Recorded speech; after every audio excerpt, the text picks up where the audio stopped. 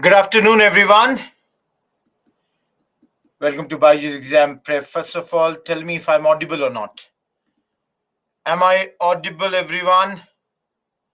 Thank you, thank you, thank you. We'll start in a minute. Let other friends join and then we shall begin. Good afternoon, Payal. Afternoon, Lakshmi. Afternoon, Veer, David, Hazira. Sakshi, you can ask your doubt. Afternoon, Tawfiq. I'm good, Tawfiq. All good. Hi, Sakshi.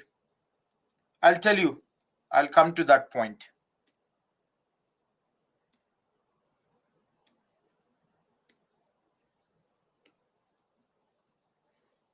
Thank you, Tawfiq.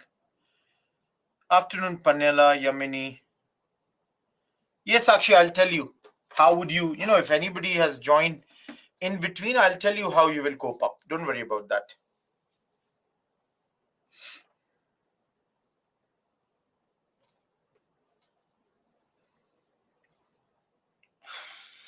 Okay.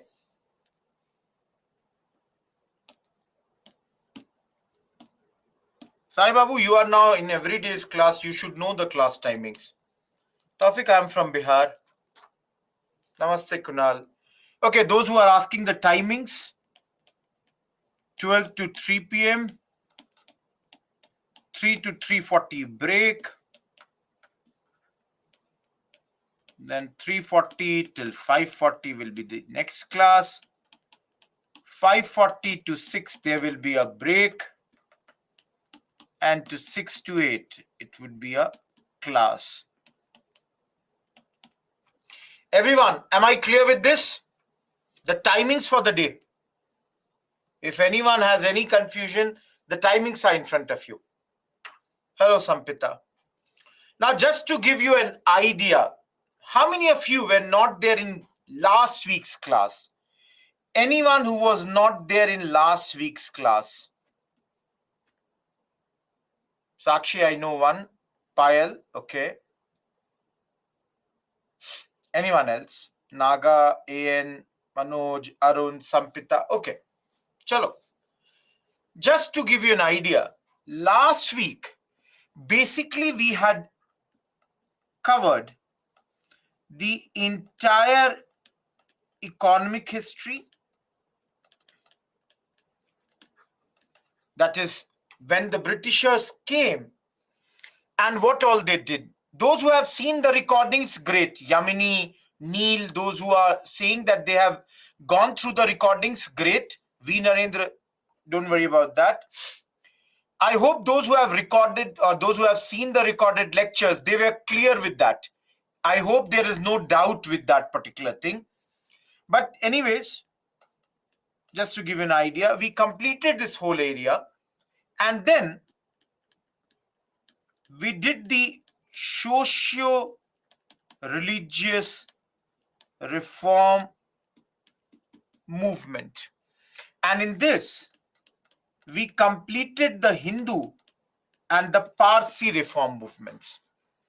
Now, those who have seen the lectures, they would know the most important part in this chapter is the Hindu reform movements. Most of the questions that have come in our exam, they have come from this area. Today, we shall talk about Muslim reform movements, Sikh reform movements. Now, everyone be very, very clear about one thing. Mostly, these two are not taught, except one or two names. Most of the times, these two areas are not taught in the classes. Why? Because almost zero question has come from this area. But we shall cover it in the class. Why I will cover it for you? If you all have gone through our exam pattern, you all can see very clearly UPSC is going in uncharted territories, new areas. And we have to adapt ourselves. We have to be prepared that if tomorrow UPSC is asking any such thing, we should be totally prepared for that. Am I clear?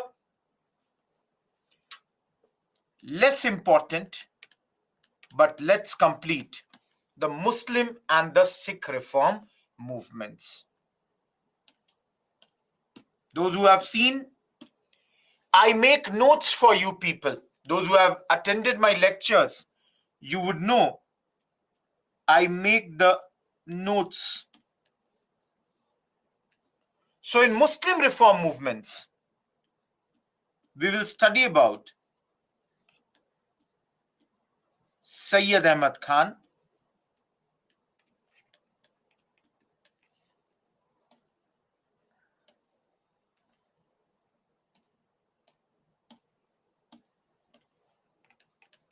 Titu Mir,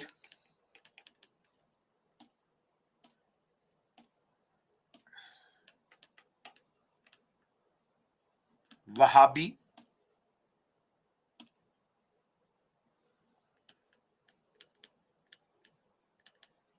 Faraizi,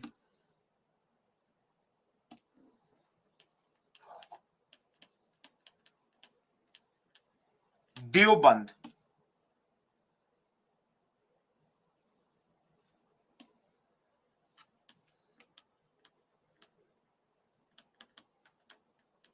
Ahmadiyya. Everyone, am I clear? In the Muslim reform movements, we will study about these 6 movements. Am I clear?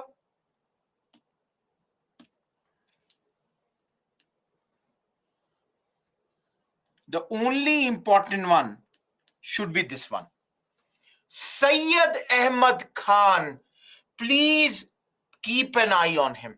If the question has to come on this topic, Muslim reform movements, it should come from Sayyid Ahmad Khan. How many of you have heard his name? Anyone who has heard the name of Sayyid Ahmad Khan? Anyone? Can you tell me anything about him?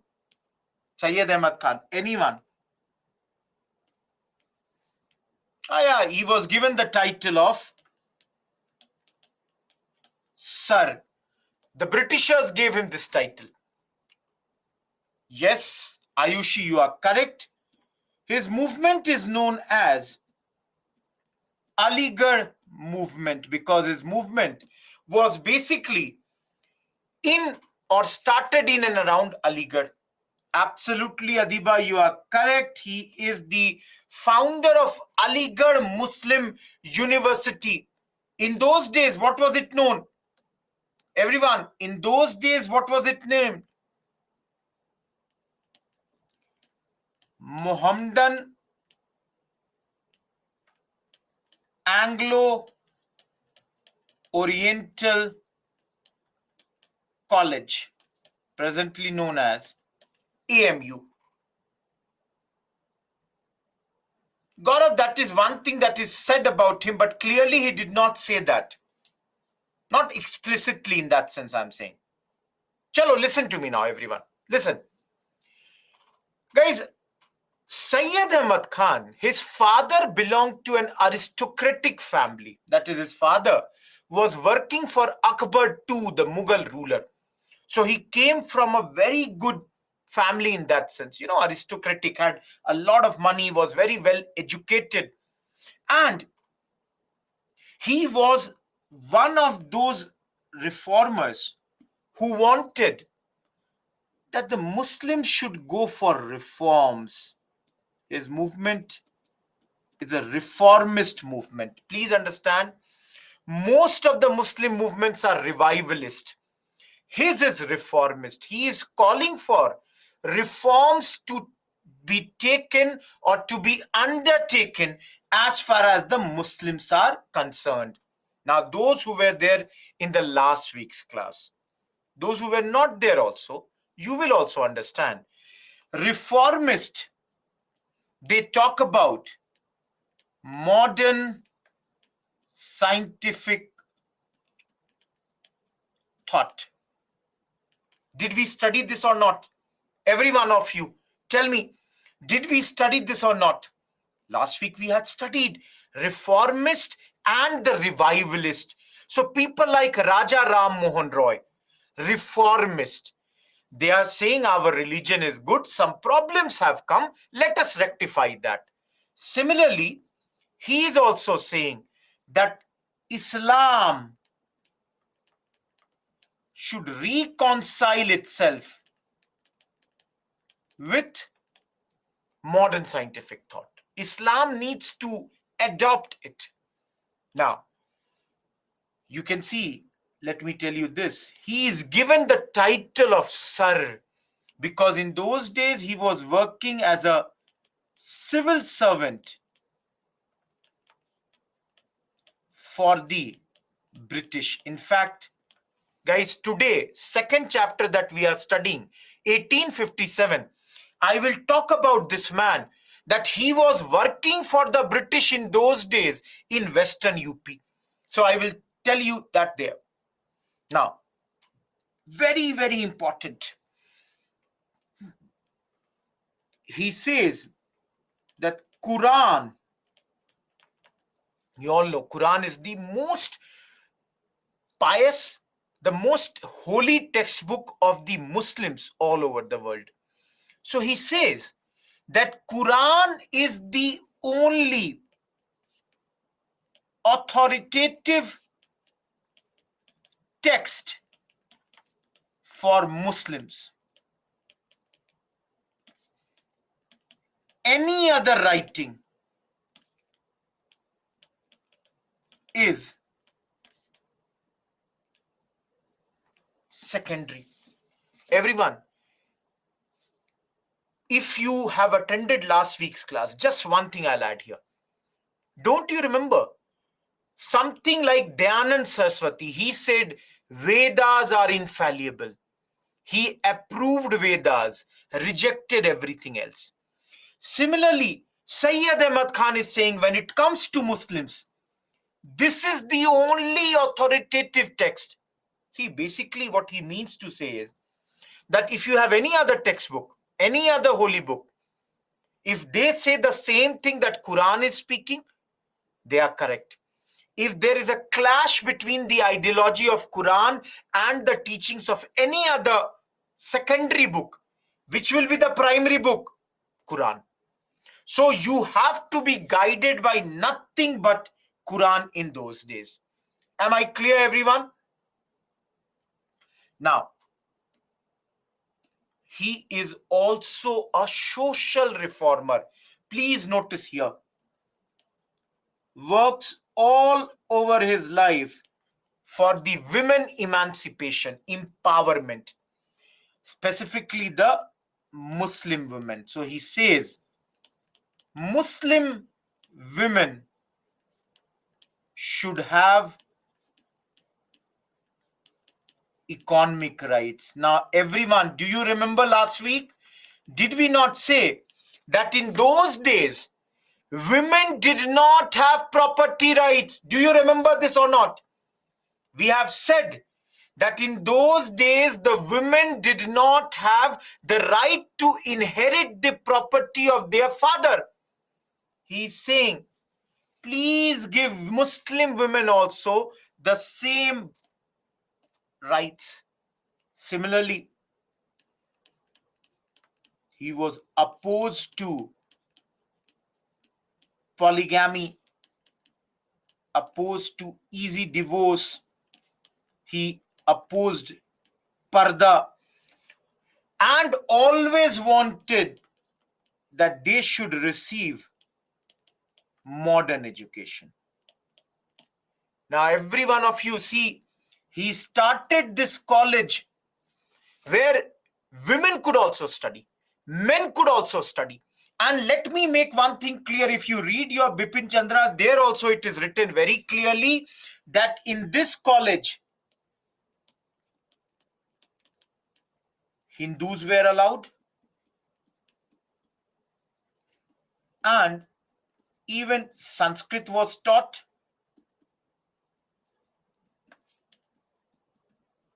Hindu teachers were also there. Please read your Bipin Chandra. For one, Sayyid Ahmad Khan. You will see. Guys, why did I tell this? Dekho, all of you understand. Gaurav, for example, few minutes back only said that this man is seen as the proponent of two nation theory. But he was not always like that. Initially, he was somebody who was working for both the religions, but later on, he became somebody who was advocating that Muslims, need to have something extra so that they could come to the similar levels that the Hindus had already achieved. And for that, he had started to support even the Britishers. That's why he got this particular title. Last but not the least, in order to propagate his ideas, I'm writing here, please see, he brought out a magazine known as Tehzeeb ul Akhlaq. Please remember this. This is to propagate his social ideas. Last but not the least, his movement is called Aligarh movement, and his supporters are named Aligarh School. And one example, Shibli Numani was one of the examples of this. Adiba will come to that in the 1857 revolt, not now. I'll talk about that, but not here, in 1857. Every one of you, is Sayyid Ahmad Khan clear to you? I'll write one word. Definitely, I'll write one more word. Okay, it's already written. A reformist is written, guys. I'm sorry. I thought it's not written. Everyone, is the note clear to you? Is this note absolutely clear? Handwriting is legible? No problems with this? Totally clear? Okay. Then come to this side. Let me take the pen. How many of you have heard about Wahhabi or Waliullah? Everyone, have you heard about Wahhabi movement, also known as Waliullah movement? How many of you have heard about this? Quran is the holy textbook for Muslim Sai Babu. Just like in Hindus, we have Gita. Similarly, in Muslims, Quran is the most important holy textbook for the Muslims. Anyone, have you heard about Waliullah or Wahhabi movement? No, yeah, Nikhil, to a certain extent, but then let's not get over there. Chalo, everyone, please observe this. Each and every one of you, please notice this Wahhabi movement or Waliullah movement. Why this name? First question, why this name? Because the founder is Abdul Wahhab. He was from Arabia and sent Shah Waliullah Dehlavi. As you can see, he was from Delhi. All of you, do you see why this name? Each one of you, is this point clear or not? From Wahhab, Wahhabi. From Waliullah, Waliullah. Everyone, am I clear with this? Why this particular name? Please remember the two names, the founder. You don't have to remember. Look at the name and you will understand the founder's name. Now, a lot of you have already written. It is a revivalist movement. Please understand, revivalist. What is revivalist? Anyone, can you remember what is revivalist? Last week we studied what is revivalist. Basically, they want to purify Islam of all the Islamic practices. See, guys, they are saying that in Islam, some corruption has come, wrong things have come. Now we need to change those. We need to remove those things from Islam. So, guys, how will you do that? Their view is they advocate that let's return to original religion of Islam and Islamic society of Arabia that was there during the times of Prophet. They are saying that the present day Islam has become corrupted. Guys, please remember, revivalist.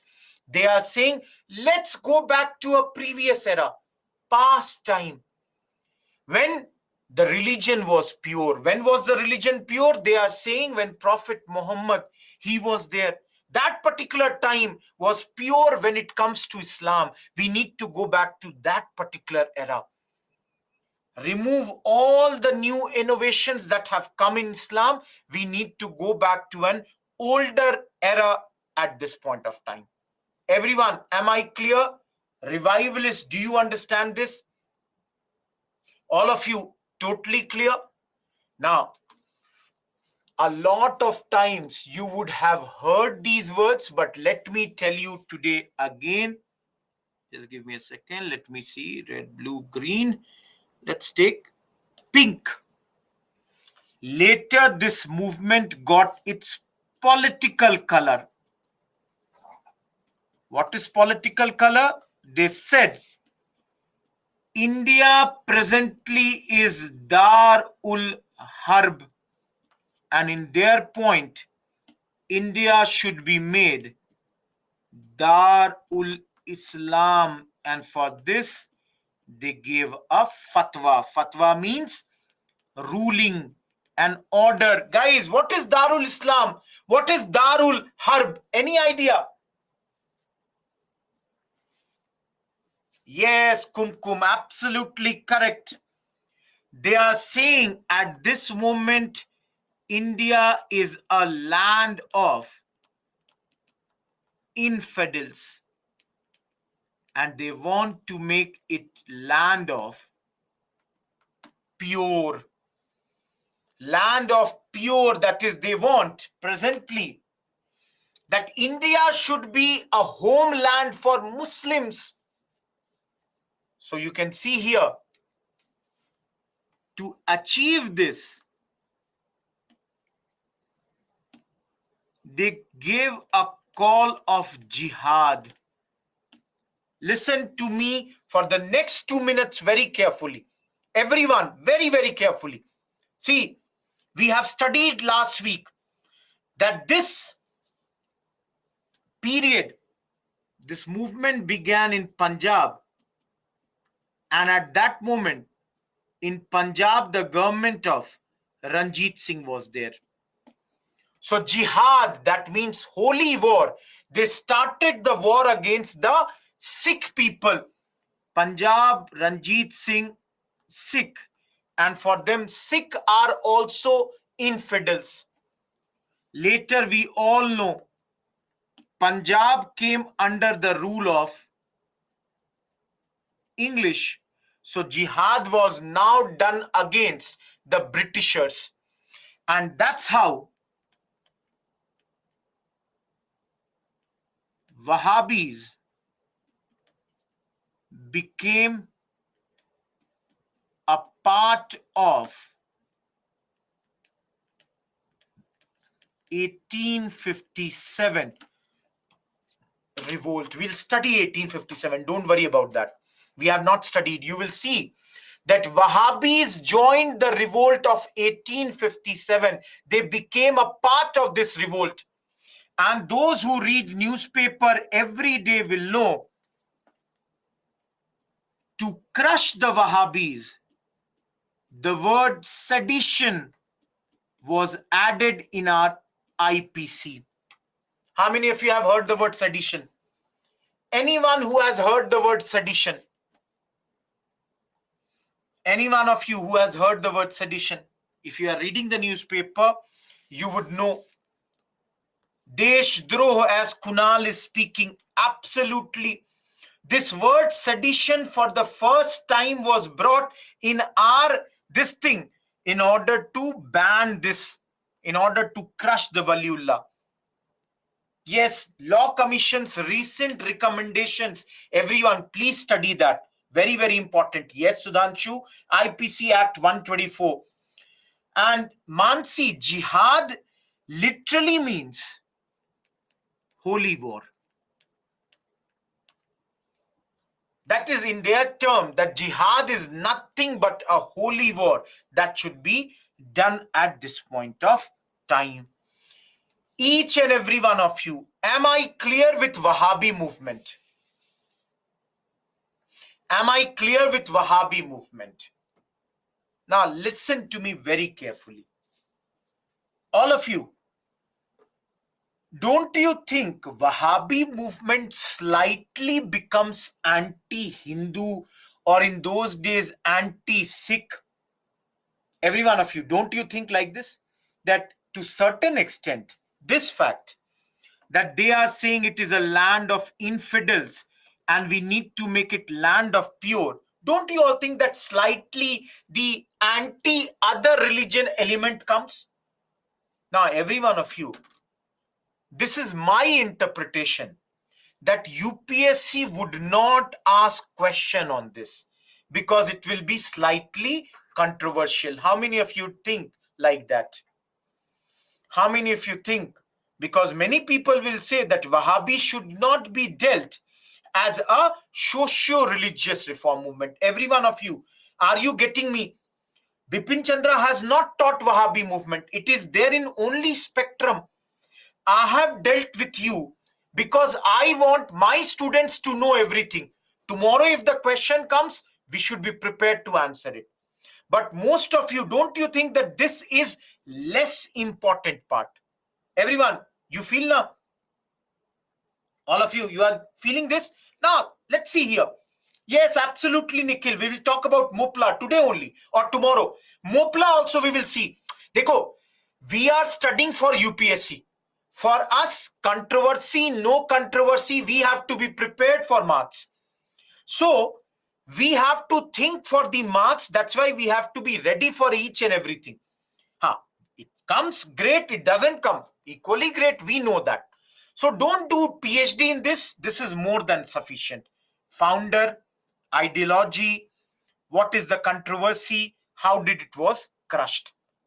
Am I clear with every one of you? Dekho, one thing I'll tell you. Those who have been with me for the last week, both the weeks, if you concentrate in the class, you will get the notes.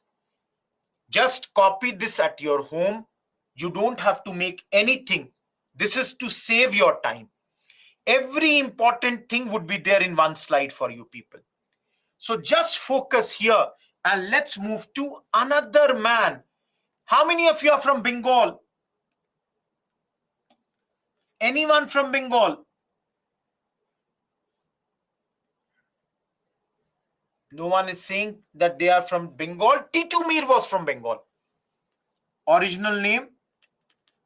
Mir Nishar Ali. He is a disciple of, I'm sorry, spelling mistake.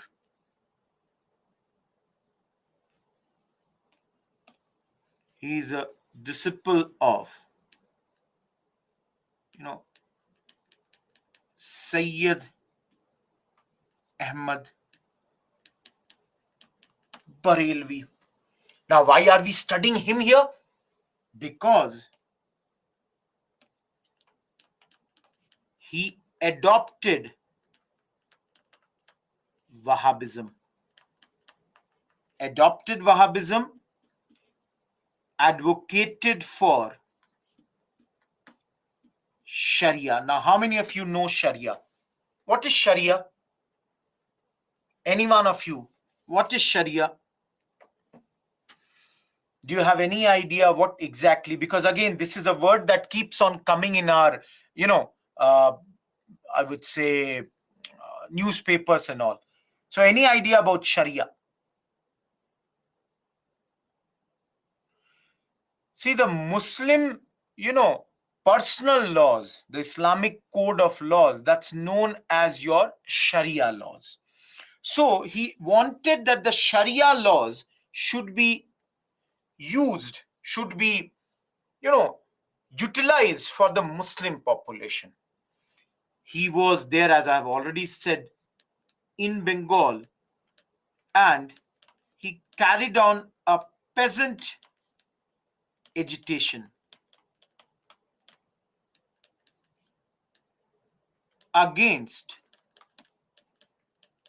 Hindu zamindars and British indigo planters. Guys, of course, if you are doing anything against the Britishers, ultimately what would happen is you would be crushed. And the same thing happened. He was killed around 1831. But every one of you, do you understand? Do you understand this Sharia, this Titumir? And can you see that the question should not come from here also? Sayyid Ahmad Barelvi, Bareli, Avni, Bareli is a place in Western UP. So from there the person was, and he was known as Sayyid Ahmad Barelvi. Guys, T2 meet should also not come in our exam, mainly because of this reason that you can see here. Slightly he became, and there are not enough points here when it comes to T2 Mir. Everyone, am I clear with T2 Mir? Just 2 lines. Why are we studying him? Because he's a follower of Wahhabism, advocates for Sharia. Where is the movement being done? Bengal. What type of movement it is? Peasant. And of course, it is against the Hindu zamindars and the indigo planters. Now, let me take this. Let me rub.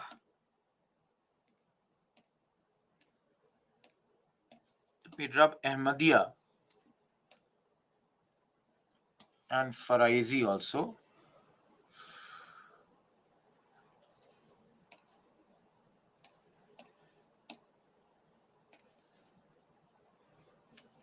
I'm writing Faraizi here.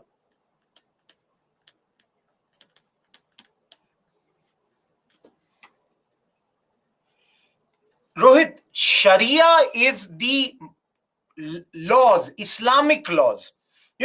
That is what laws will be there in the civil matters, what laws will be there in the criminal matters when it comes for the Islamic society.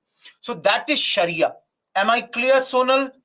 What exactly Sharia? These are the Muslim personal laws when it comes to their civil as well as the criminal, things that would happen within the society, how it would be guided. For that, there are Sharia movements, Sharia laws. Guys, Faraizi, founder Haji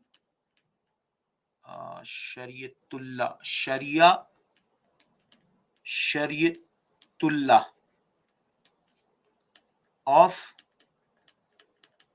Faridipur. Now, where is Faridipur? Again, it is in Bengal.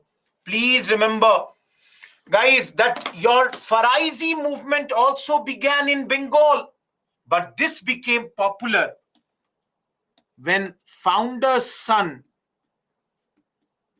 Dudu Miah started to lead it. When Dudu Miah became the leader, The Shariatullah movement became very, very popular, or I would say rather, the Faraizi movement became very, very popular. Guys, his ideology was egalitarian ideology. Anyone, can you tell me what is egalitarian ideology? Anyone who is sitting in the class, can you tell me what is egalitarian ideology? Yes, Prajwal, yes, Yuvraj.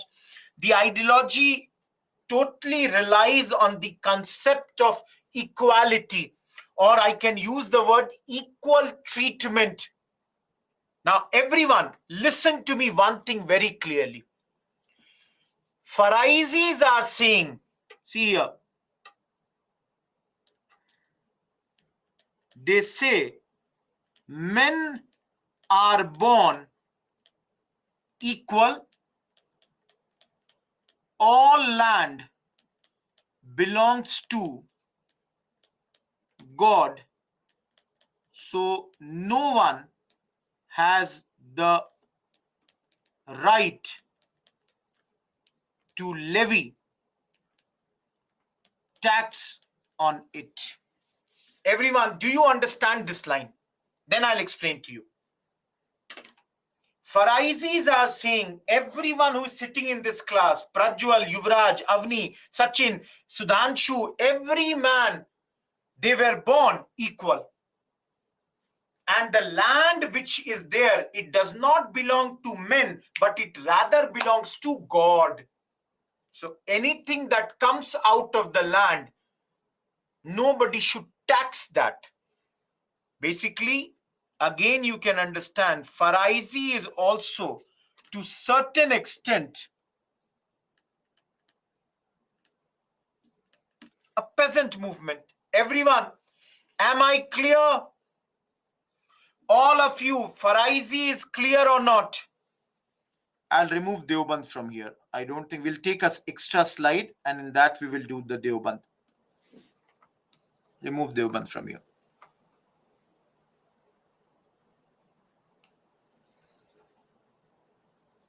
So we did 4 here. Adiba, last line of Faraizi is they are saying that because the land belongs to God, zamindars should not have any right to have any taxes being collected from that particular land at this point of time. Am I clear now?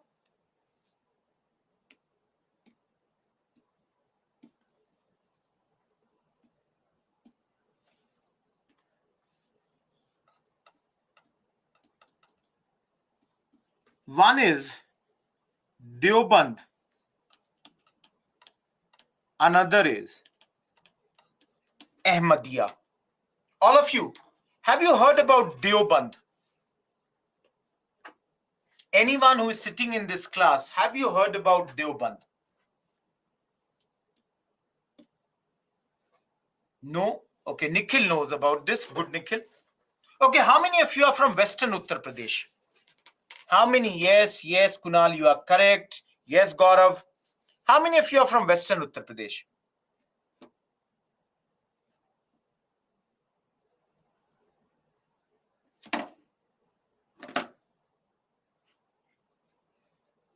No, Kunal, not the same. Okay, let's see here. Full name, Darul Uloom Deoband. That's not clear. Deoband. Now, if any one of you don't know this, just for your knowledge, it is a small town near Saharanpur and present day Uttar Pradesh. It is present day Uttar Pradesh. Now, everyone listen to me. Just 1 second ke liye, all of you for 1 second, listen to me. All of you tell me, Sayyid Ahmad Khan was reformist or revivalist? Sayyid Ahmad Khan was reformist or revivalist? Reformist? Good. Everybody agrees? Deoband is revivalist. Now tell me, Sayyid Ahmad Khan supported or opposed the Western education? Sayyid Ahmad Khan supported or opposed the Western education? Everyone is saying supported. Mohammedan Anglo Oriental College, English. This movement, I'm writing here, they totally shut out the Western education and Western sciences. So, as I've already told you, that this movement is revivalist, so they want jihad against the British. Every one of you can see Sayyid Ahmad Khan was a supporter of the British rule. He got the title of Sir. Deoband, they are saying let's do jihad against the British rule. And number two, propagate the pure teachings of Quran. So they are basically training people.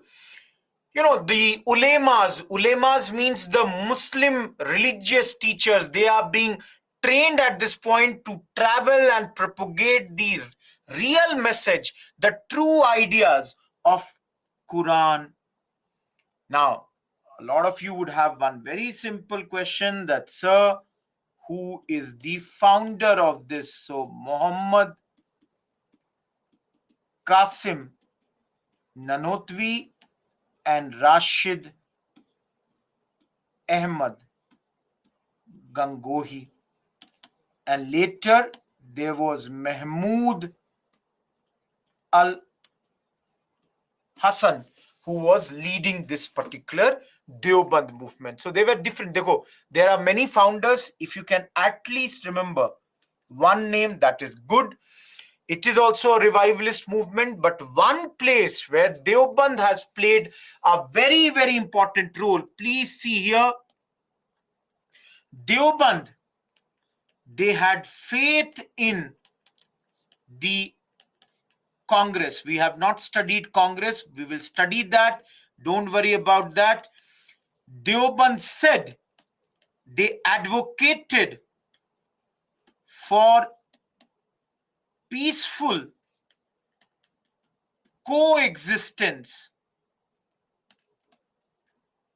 of Hindus and the Muslims. Guys, we have not studied this, but we will study this later. Please listen to me. You will study later. Many people started to say Muslims should go for different country. Muslims should have a separate land like Muslim League and all. Deoband said no. India, both Hindus as well as Muslims, they can coexist. That is, both the religions can remain together. And they believed in Congress at this point. Rohit, the second name is Rashid Ahmad Gangohi. Last, how many of you have heard about Ahmadiyyas? Any one of you who has heard about this? Ahmadiyya. Any one of you? Have you heard about Ahmadiyya? Please tell me something. Started in Punjab. Founder was Mirza Ghulam Ahmad. And he was born in Kadia. Kadia is a district in Punjab. There he was formed. Now again, some of you are writing persecuted sect in Islam, a caste in Muslim, sect of Islam, religious movement. Guys, let me tell you, this one is also slightly controversial. Why it is slightly controversial? Because the founder Mirza Ghulam Ahmad, he said that he is basically a Masiha. Do you understand what is Masiha? Anyone? Do you understand what is Masiha? It is a Hindi word. Masiha. Angel, messenger of God, prophet, helper, somebody sent by God. So he said, he is an awaited Masiha about whom already the great Prophet Muhammad had mentioned in Quran, foretold in Quran. So his point was that, see, he is like a savior for the people. He is the awaited Masiha. People were waiting for him. The great Prophet Muhammad has told about him. It has been mentioned in the Quran.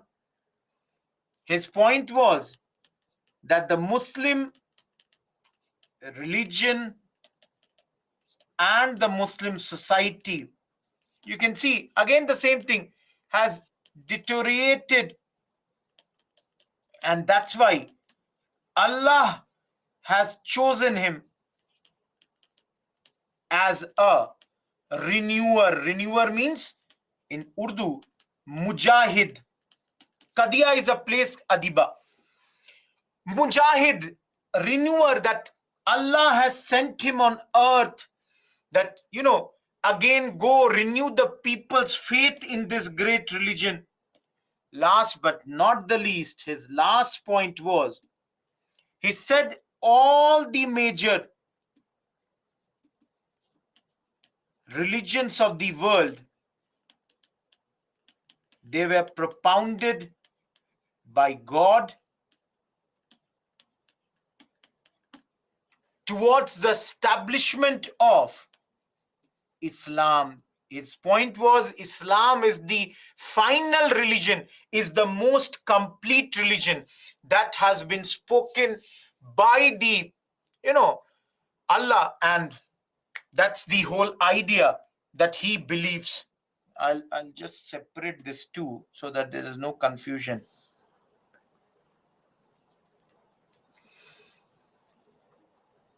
Now, each one of you, if you were there from point one, we are now 45 minutes in this class, and I've talked to you about the 6 reform movements of Muslim. 1, 2, 3, 4, 5, 6. All of you, do you think in percentage that there is a huge possibility of questions coming from this section? See, personally, I don't think. We have done it. Don't study any single line extra on this topic. Till now, no question has come. No. Revivalist, yes, Dinesh. Yes. See, guys, except Sayyid Ahmad Khan, they all are basically appearing to be the revivalist movements, isn't it? We are done with all the Muslim reform movements. Those who came slightly late also, I don't think there is anything that should perturb you here. Am I clear? We are going in the last part of the chapter, that is Sikh reform movements. We have done Hindu, we have done Muslim, we have done Parsi, and now we are coming to the last one, that is your Sikh. How many of you have heard about Nirankari? Everyone, how many of you have heard about Nirankari? Have you heard about Namdhari? No, I'll change the pen. How many of you have heard about Akali? And no, Payal, I'm making the notes for you. This is the notes. Those who are new in the class, please remember, I have already made very, very clear. This is your Singh Sabha. How many of you have made or are you making notes?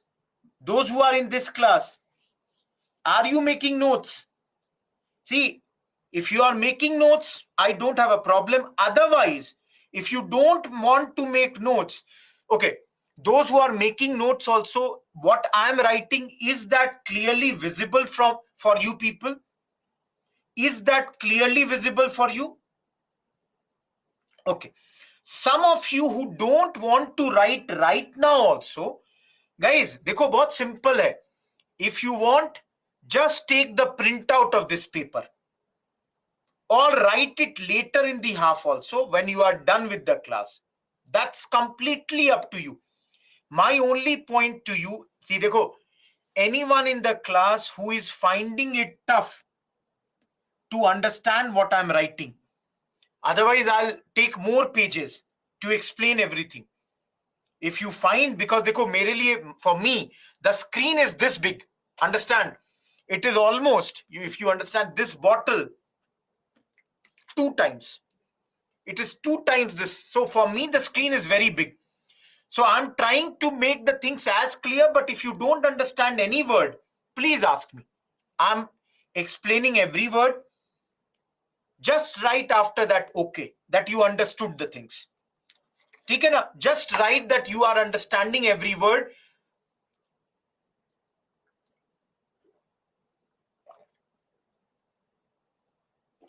See, the whole idea of the class should be that the student should not go with any doubt.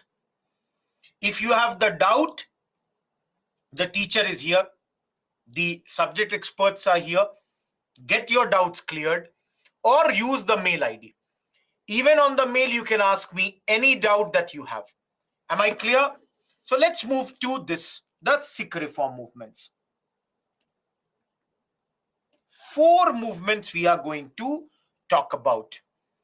Let's start with the first one. That's your Nirankari. Now, who is the founder? Baba, sorry, just a second.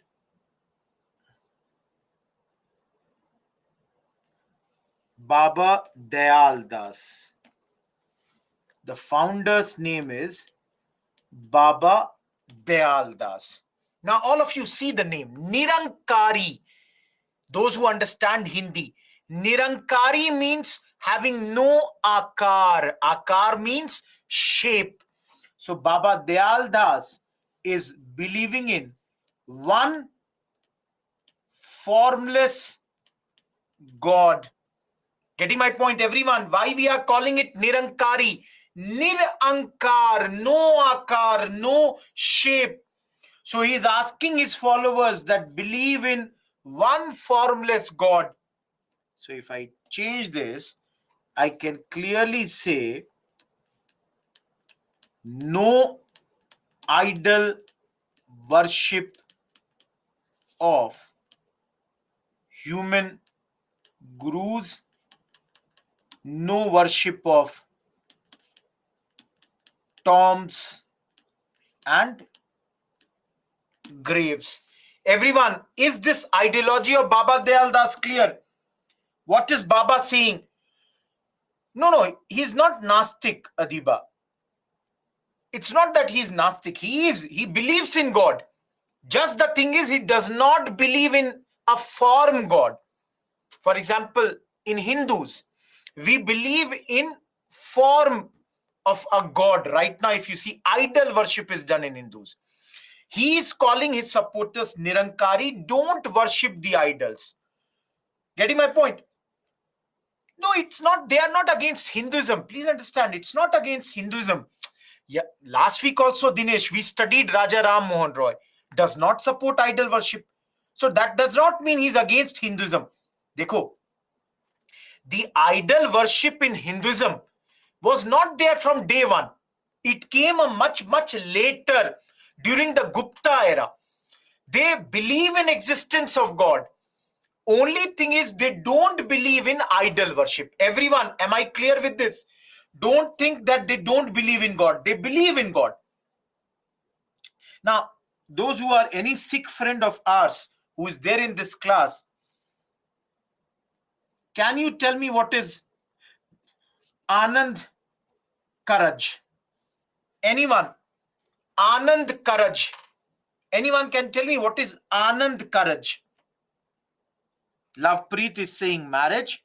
Absolutely, Lovepreet, you are correct. But I will write it better word. A very simple marriage. Meaning being a joyous deed. What happens? Dekho, there were lots of trouble, mainly because of the huge amount of money that was spent in marriage. Everyone knows this. Marriage in our country, they become a lot of times the pomp and show. There is a lot of money that is spent in the marriages. So the whole idea was that in this marriage, in front of the Guru Granth Sahib,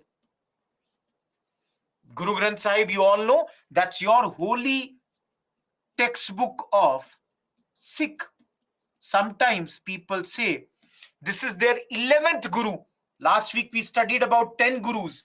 So there is no 11th Guru, but people say this great book is their 11th Guru. So the marriages, they are performed through this or in front of this holy textbook. And of course, the priests, they would be singing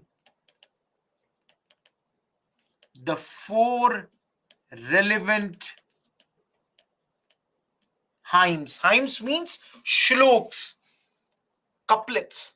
Everyone, can you tell me why is Guruji supporting Anand Karaj marriage, or why is he bringing this type of marriage? Think about this. Why is Baba Dayal Das bringing the element of Anand Karaj marriage? All of you think. We studied last week. Dowry is a problem. Through this, dowry will go down. Kunal says correct. Anything else, Kunal? Or any one of you? Think. Why is Baba Dayal Das? Of course, Purva, this way you will not spend a lot of money. Absolutely, Kunal. A lot of times people would kill their daughters so as to not spend a lot of money on their marriages later. But now that thing would come to an end. Plus, many times marriages lead to poverty situations for people. Everyone, am I clear with this? All of you, am I clear with Anand Karaj marriage? Each one of you, is the Anand Karaj marriage totally clear for you people? Chaliye, let's come to Namdhari, also known as Kukka. Guys, why do we call it Kukka? Anyone?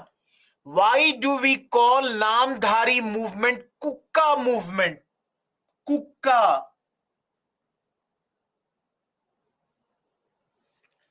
Guys, this word Kukka comes from the word called Kukkan, where people shout, shrieks. No. Sachin, it is not Kuki tribe of Manipur. It is Kukka. In Kukka, people shout the name of the god in order to connect with the god. Shriek, chillana. They keep on shouting the names of the gods. It's a joyous deed. It's a joyous deed here. Let me change the pen. Who started it? Bhagat Jawaharmal and Baba Balak Singh. The two people started it, but really became famous when Baba Ram Singh became the leader. The real leader for this movement is Baba Ram Singh. He also supported Anand marriage. Everyone, I'm showing you a slide. Please see this. Please read this point on your own. This much, this green portion. Everyone, do you remember last week we studied caste system, female infanticide, early marriage? These all were the problems of which? Who? Women. Did we study or not? All of you, did we study or not this? So, he supports worship of one God and they oppose. What do they oppose? Caste system, early marriage, female infanticide, and last, a new word for the first time, they oppose barter of daughter in marriage. Now, everyone, tell me, what is barter of daughter in marriage?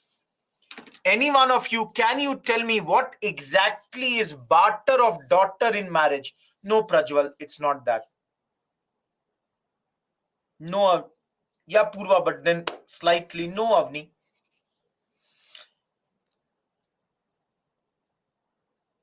Yes, a lot of times what happens is two families, they would get married and there would be an exchange of daughters, in the sense from my family a girl would get married to the other family, and from that family a girl would be married in this particular family. So they even opposed this particular thing. They said this is not correct. So they had opposed all these things, and I hope these all are clear to you. Kukas were suppressed.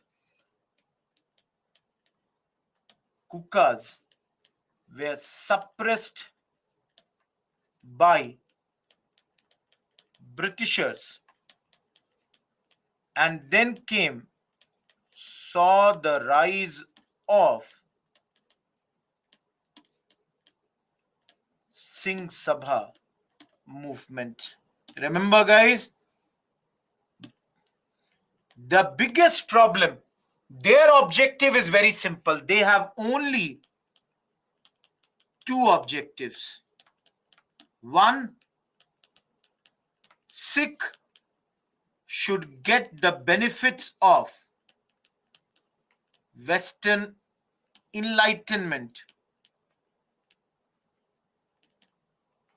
Just a second, there is a mistake in spelling.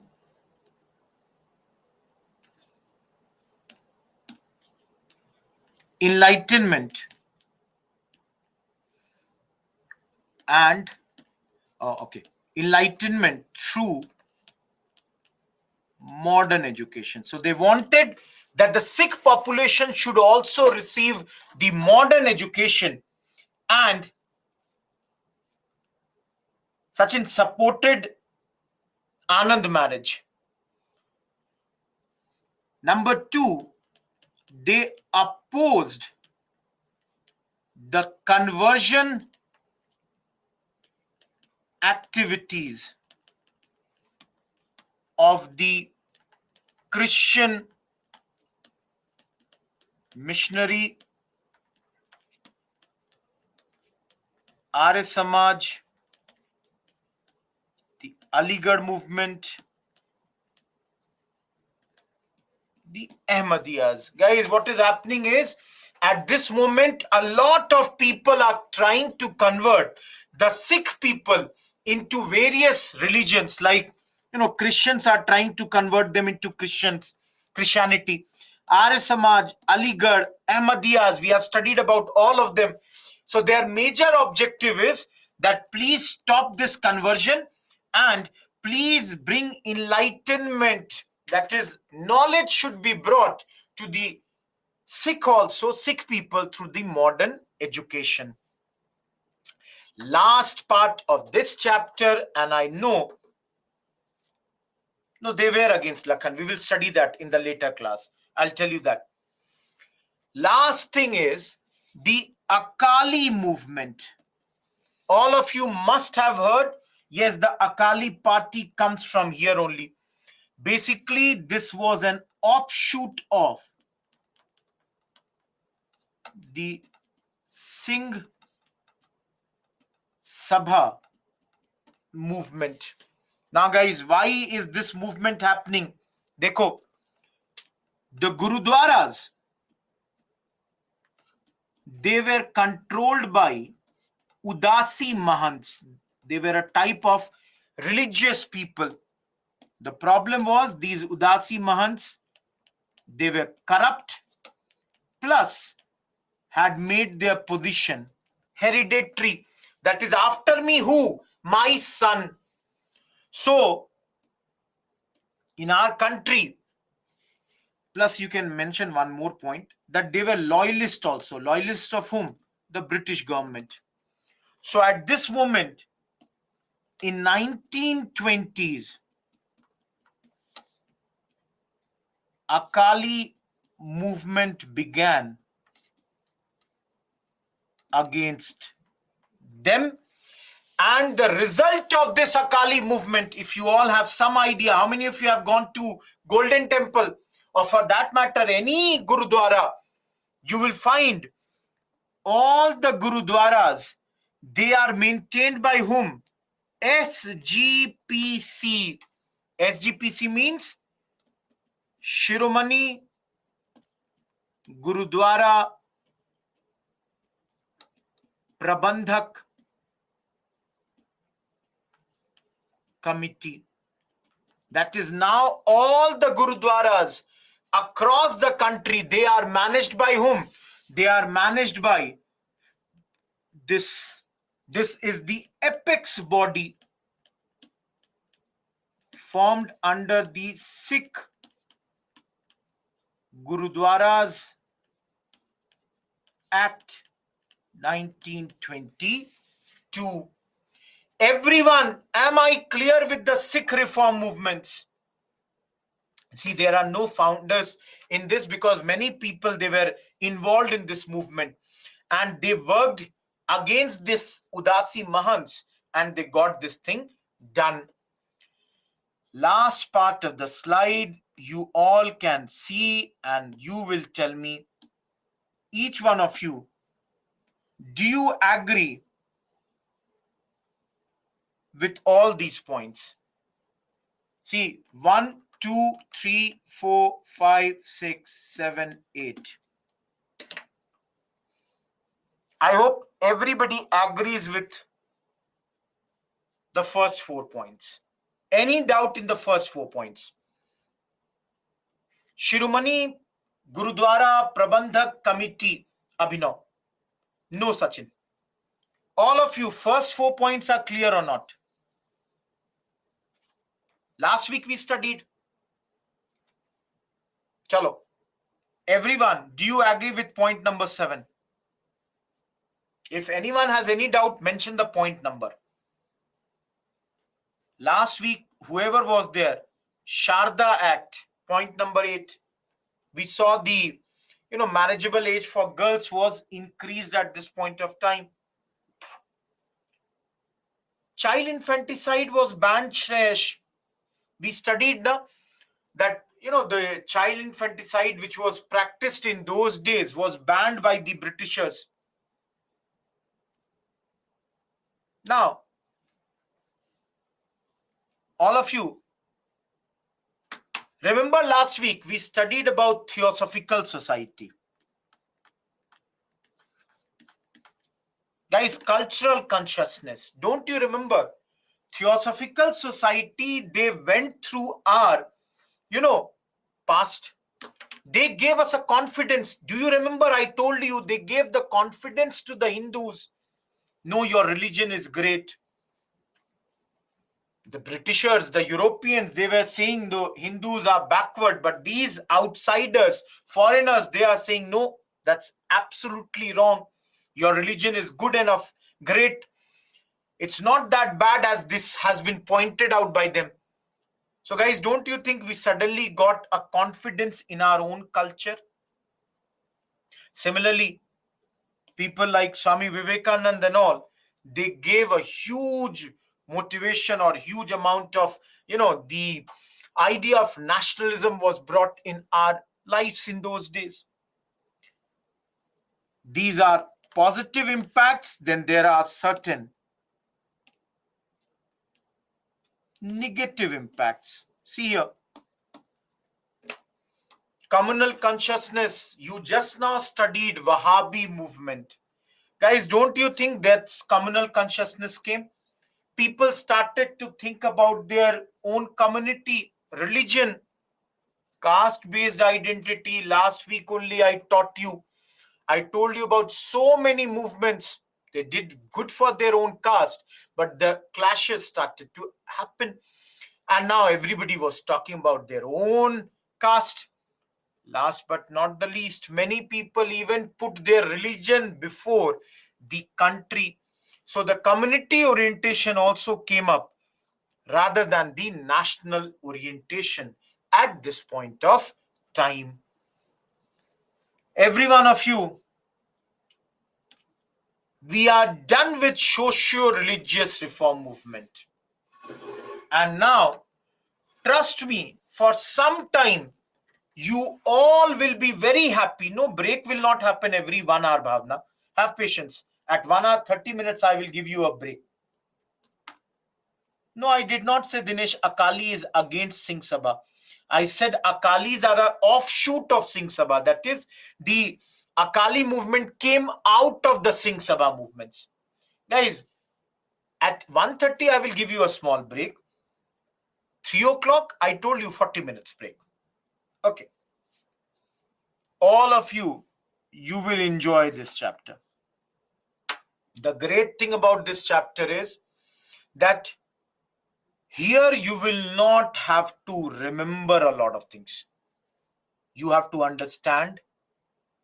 And those who have not attended the previous lecture, if you have missed out any of the lectures, some connectivity would be in the first 10 minutes. After that, it is a standalone chapter. Everyone, am I clear?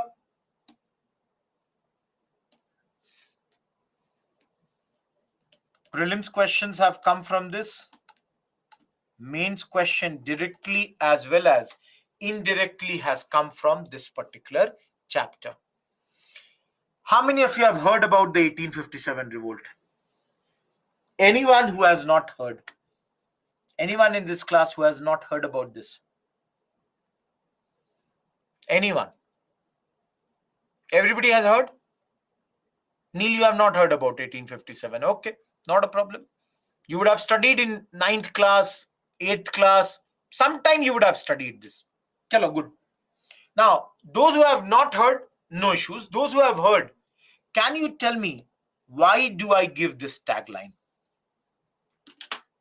Those who have heard about this chapter, why I am writing that 1857, the year that changed everything? Why do I write this?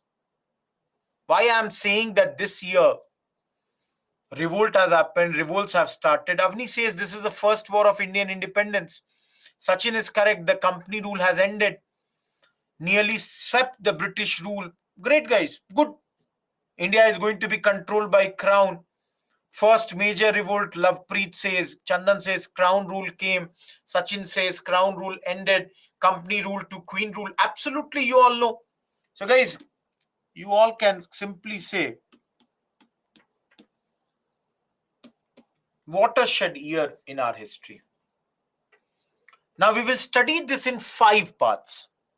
See here. 3 parts you all can see.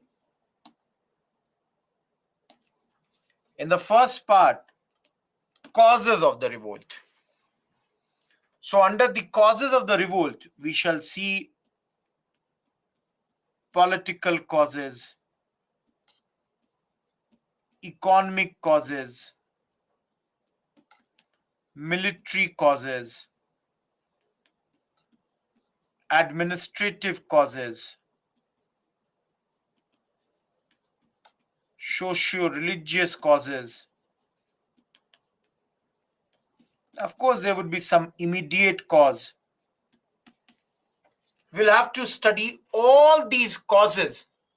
If there is a revolt, there must have been some causes. Everyone, am I clear till here?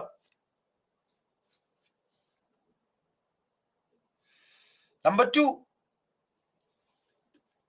beginning and the spread of the revolt. For example, you all would have heard the revolt happened in Kanpur, Lucknow, let's say Jhansi. So in all these areas, there would have been leaders of the revolt, and there would have been British who would have been here to suppress this revolt. So invariably, there would have been leaders, there would have been British officers who would have suppressed this revolt. See, here only we will study third part, the reasons for the failure of the revolt. You all will see this revolt failed. So if this revolt failed, why did it fail? There must be some reason that it failed. Fourth, if the revolt has happened, there would be some consequences, results. For example, company rule ended, crown rule started. So there would be many results of this particular revolt. And the last part would be, we should do, and we would do, an analysis of the revolt. Analysis of the revolt means we will look into the revolt from the eyes of different historians. For example, some of you have written that this was the first war of Indian independence. Others write this was a, what do you say, simply a sepoy mutiny. All of you, do you understand? Different people, different interpretations of this particular revolt.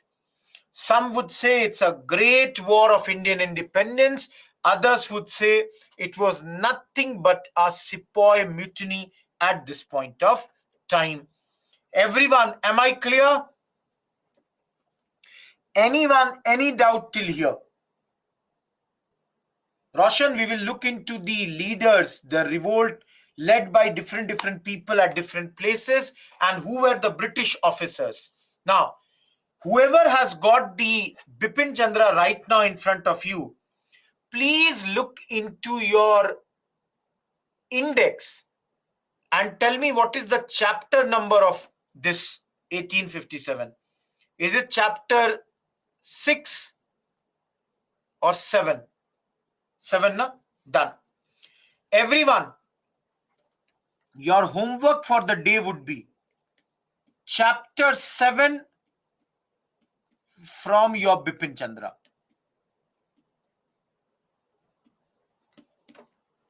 Trust me, Prajwal, you might have different book then. All of you, trust me, you will not get anything additional than what we would have done in the class. In fact, in the class, you would have much more than what you will see in the book. But read the book for one time. Don't worry, I'll give you something, Dinesh. I have seen your mail.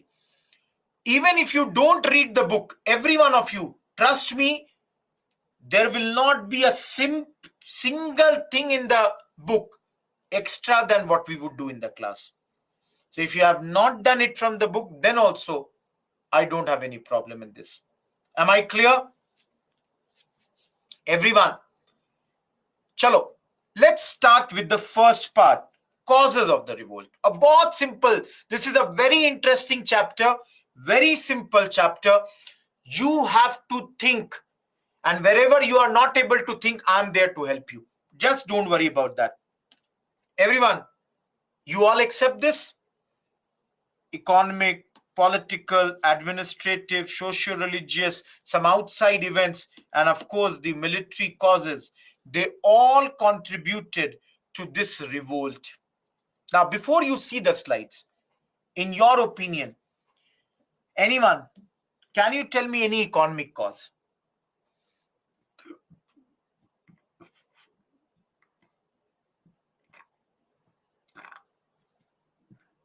Yes, Ananya, you are correct. High taxes. Ananya says high taxes. Ayushi says commercial policy. Yes. Ian says indigo. Slightly be more clear. Taxation, zamindari, mehelwari, land revenue, low salary, famine, suppression of the land revenue, discriminatory tariff policy, drain of wealth, peasant revolts. Yes, you are correct. You all are correct. You all are writing correctly. Deindustrialization, drought. Absolutely correct.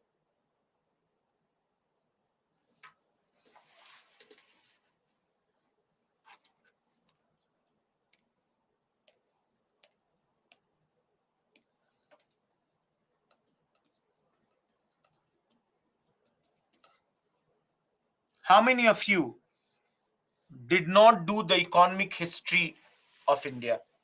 Last week's class, economic history. Those who have done from the recorded lectures, not a problem. Anyone who did not do,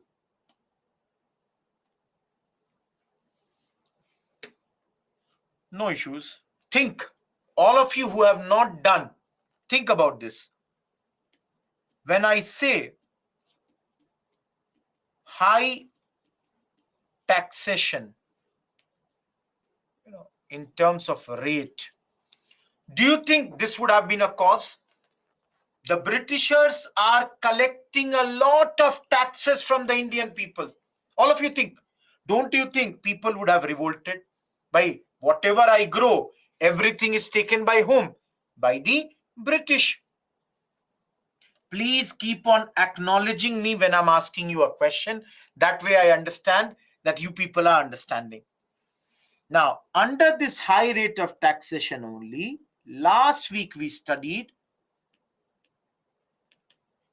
zamindari system.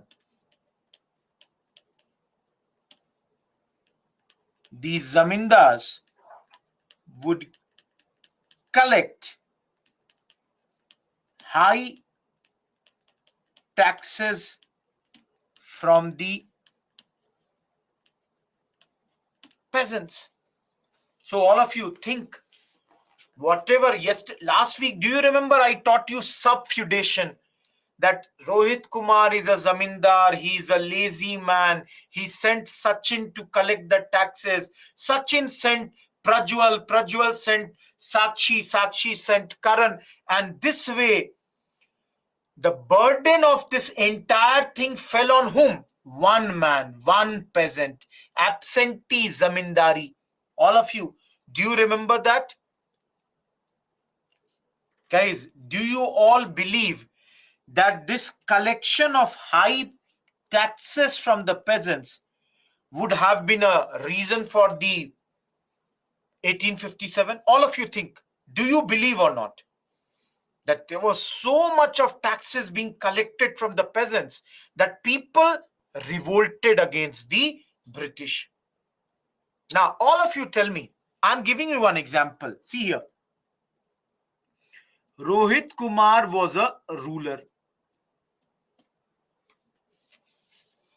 And under Rohit Kumar, he had his many ministers, many officers, like Sachin was there, Prajwal was there, Yogesh was there, Sai Babu was there. Now, last week, did we not study Rohit Kumar was removed? All of you tell me, when Rohit Kumar was removed, was his officers allowed or they were also removed? Were the officers allowed to work or they were also removed? Mostly, they were also removed. Now you all tell me, instead of these people who were at the high jobs, who occupied their position? Who occupied their position? No, Namita. Their positions were taken by new rulers and their officers who were English. Everyone, do you admit it? Do you admit it? So can I write the third economic reason was that the middle and the upper class were removed from higher posts in the administration. Every one of you, do you believe this was a cause? That now none of you would occupy the senior position. So don't you think you would be angry? Keep on telling me yes or no, guys, so that I can keep on moving ahead. Now, take example of, for example, Mukesh. Mukesh was a weaver. Earlier, Mukesh used to come and he would bring a sari which Rohit Kumar would buy for his mother. Or he would bring sari for any of these officers. They would buy it from them. But you all think when these officers were removed, do you think this weaver's sari would be bought? All of you, do you think this weaver's sari would be bought here? Can I say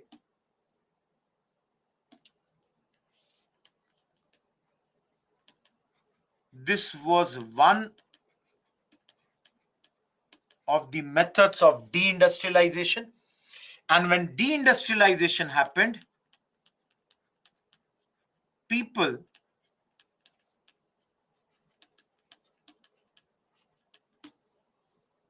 all of you think about this.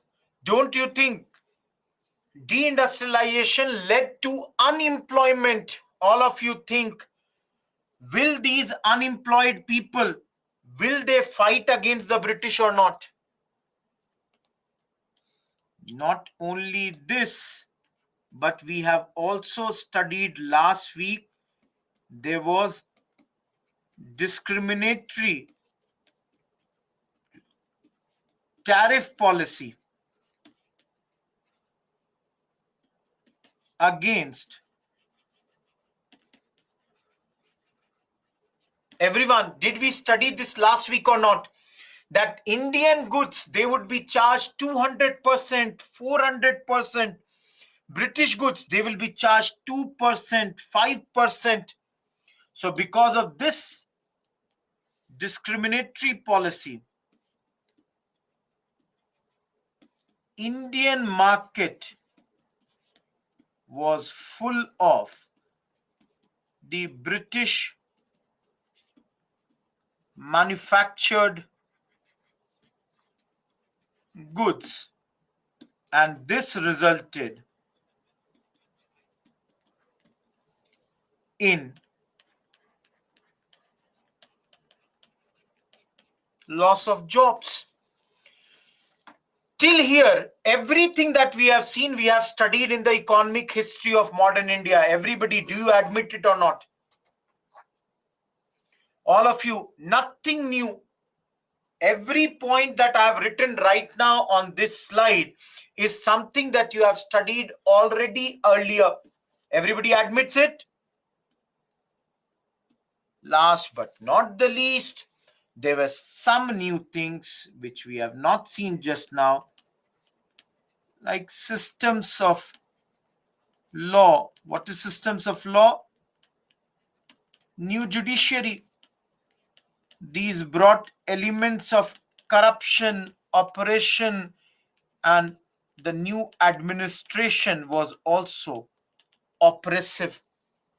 All these were the reasons. So judiciary, your administration, they would be against the common people. A lot of times they would be oppressive against the people. All this resulted into this. What's after discriminatory tariff? Manu, tariff. See, those who were not there last week, discriminatory tariff policy, where it meant Indian goods, when they are going abroad, 200% tax. And when their goods are coming, 5% tax. So invariably, their goods would become very, very cheap. And our people would not be able to match them at this point of time. Everyone, is the economic cause clear to you?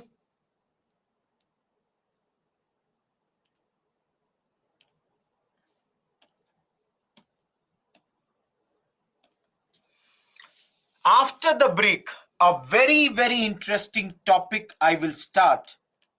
That's known as your doctrine of lapse. And I will teach you with who, what, why, when, where approach. The 5W approach, doctrine of lapse, I will teach you after the break. It is 1:31. Let's begin exactly at 1:41. Am I clear? Take a small break.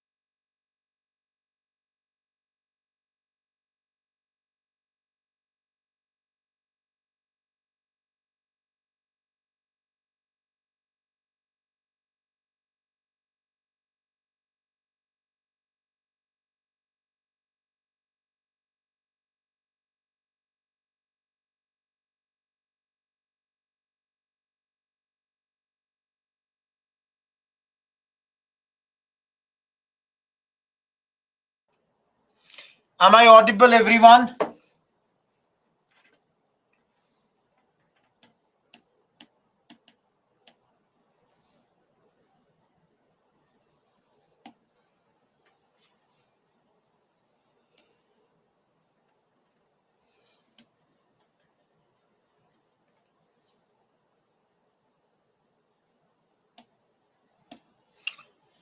Okay.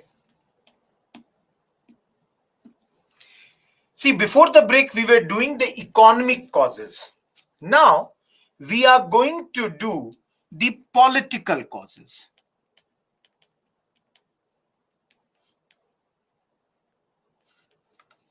Under political causes, please remember, you have already studied last week subsidiary alliance, and we studied direct annexation of Sindh, Mysore, etc. We have studied these 2 points, so not going to, repeat them at this point. Let us first of all understand doctrine of lapse. All of you, see here, 5W approach. 5W is who, what, when, where, why. Those who are new and those who don't know this approach, let us see who gave this.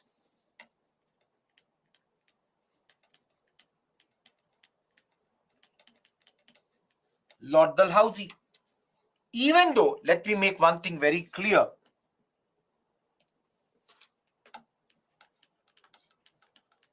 The policy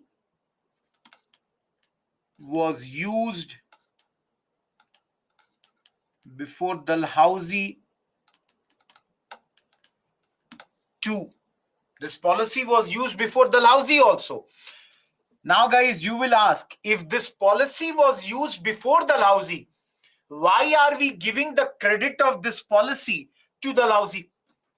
Everyone, can you tell me, why are we giving the credit of this policy to Dalhousie if this policy was used before Dalhousie also? Any reason? Yes, Prajwal, you are correct. Basically, before him, this policy was used as an exception. Dalhousie used it as a rule. Am I clear? Everyone, before Dalhousie, people may use it, may not use it, but Dalhousie ensured every time, whenever he gets the opportunity, he would use this particular method. Am I correct here? Am I clear here? Now, when was this used? Dalhousie was the Governor General between 1848 till 1856. And in these 8 years, he used this policy in different number of places. Where? I'm sorry. Just a second.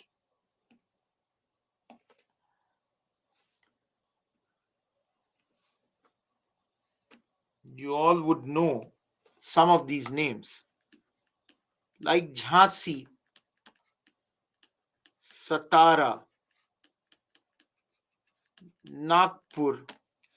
In all these places, this policy was used by Dalhousie.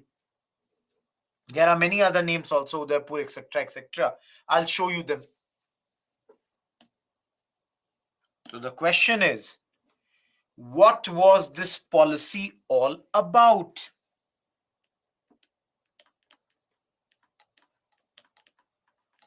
If the ruler has died without a direct heir. That means if the ruler has died without a biological son, then the British would annex the state and take over its administration. Everyone, Satara, Avni, everyone, am I clear? If the ruler is dying without a natural heir, please understand, natural heir in this case is nothing but son. Daughters are not being talked about. And let us take example of Jhansi. Ruler died. Queen is Lakshmi Bai. They had an adopted son, but that adopted son was not to be accepted by the British. Under these scenarios, no, Ayush, I'm simply saying there is no son. It's not talking about if the son is young or old. Simple thing, if there is no son, direct heir means Lakshmi. Adopted son will not work. Biological son is needed. That is, I cannot adopt my brother's son or my sister's son. No. Is that my biological son or not? That is the thing that is required. Everyone, do you understand? What is doctrine of lapse? Each one of you. Is doctrine of lapse clear to you? Good. Thank you. Now, why? Why is this doctrine of lapse being brought here? Think about this.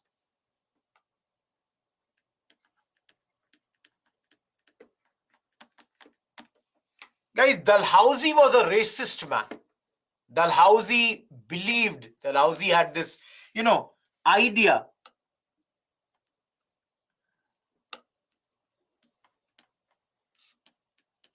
Dalhousie was of the view that the British administration was far more superior than the corrupt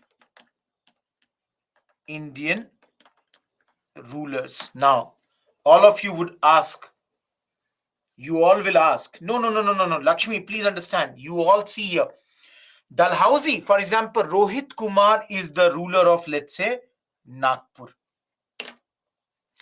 Now, through annexing this, what will happen is Dalhousie thinks that, let's say, Nagpur will come under the control of British.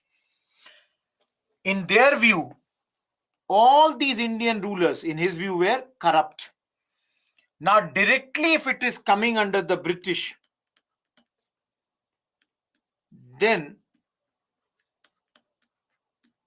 the position of Indians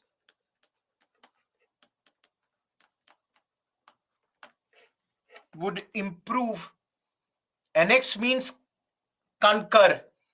All of you, dekho, his idea is that the position of Indians, situation, for example, all of you see here, dekho, I'm giving you one example, I'll rub. This man is the ruler right now. These are the people of this state. Dalhousie feels he's such a bad ruler that their situation is very bad. When these people, their situation is very bad, do you think they will be able to buy anything? They will never be able to buy English goods because they don't have money in their hand. Dalhousie thinks if in their place the British would come, their situation would become better. And when they would have money in their hands, they would be able to buy British goods. Am I clear with this? All of you? His feeling is that the British administration is superior than the Indian administration.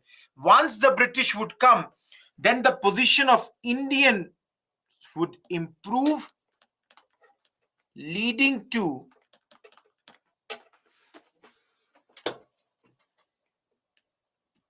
more British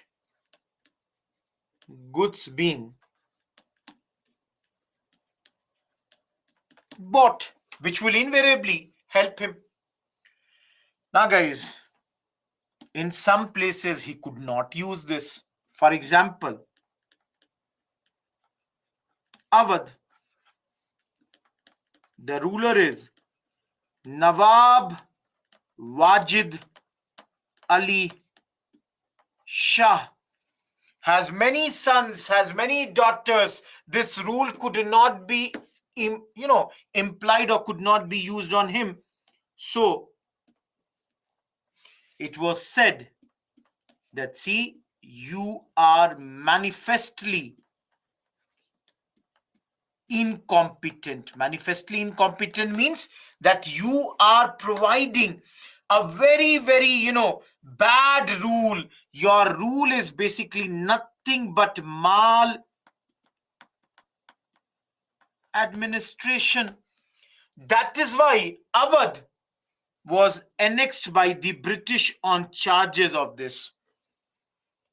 Don't worry, it's not only about Awadh. I can give you other examples. For example, I met Rajesh. I asked Rajesh, who are you? Rajesh said, I'm the Nawab of this place. Bhai, later I found out that there was no such thing like that. So at this moment, the other thing that they did, I'm writing here, guys. I don't have space here. Titles of Nawab of Carnatic and Surat and Raja of Tanjore was taken away. So they said, now we would decide whether you would have a title or not. Similarly, let me take another pen and this time pink. Let me cover this. Similarly, pensions of the rulers was stopped. Best example, Nana Sahib. He was the son of Baji Rao II. Let me write, adopted son. His Peshwas, his pension was stopped at this moment. He was told, you will not get the pension at this point. Let me give you final point here and let me write it here.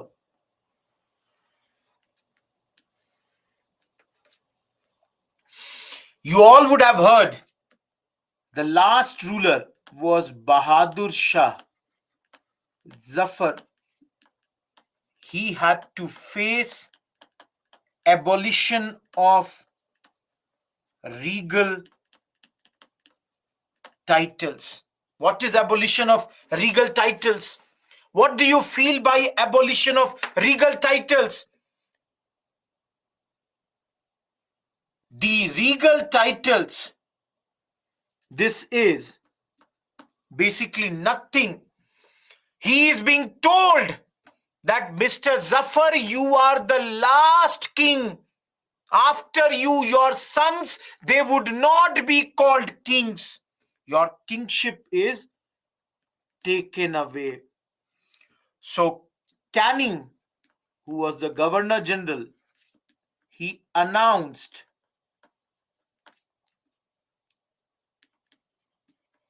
Mughals would lose the title of king as well as ancestral Mughal palaces. Bahadur Shah Zafar has been clearly communicated that Mr. Zafar, you are the last ruler of India. After you, your sons, they will not be called King of India. And please vacate Red Fort. Please leave all these places from where you were ruling. You do not have to rule from these places. Am I clear, everyone? Dinesh, please understand, doctrine of lapse is these 5W. That is beyond. These all are political causes. I did not say that is under doctrine of lapse only. Every one of you, is this whole thing clear?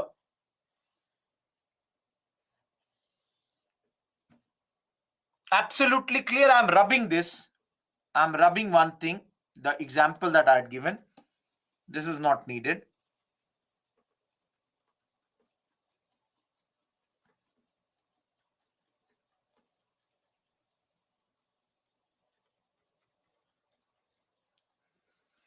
Rubbing this. Anyone from Karnataka here? Any one of you who is from Karnataka here?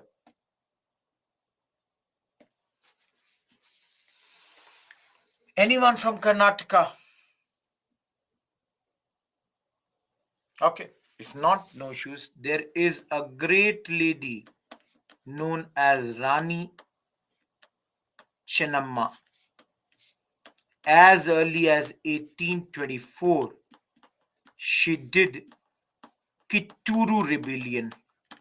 Why did she do Kitturu rebellion? Because of the doctrine of lapse.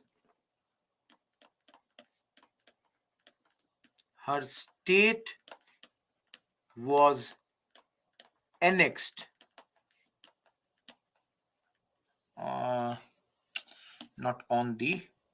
Her state was annexed at this moment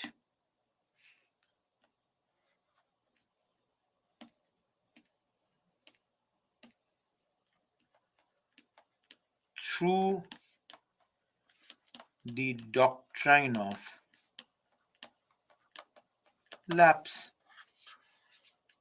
Her state was annexed at this moment as early as 1824 through this particular doctrine of lapse.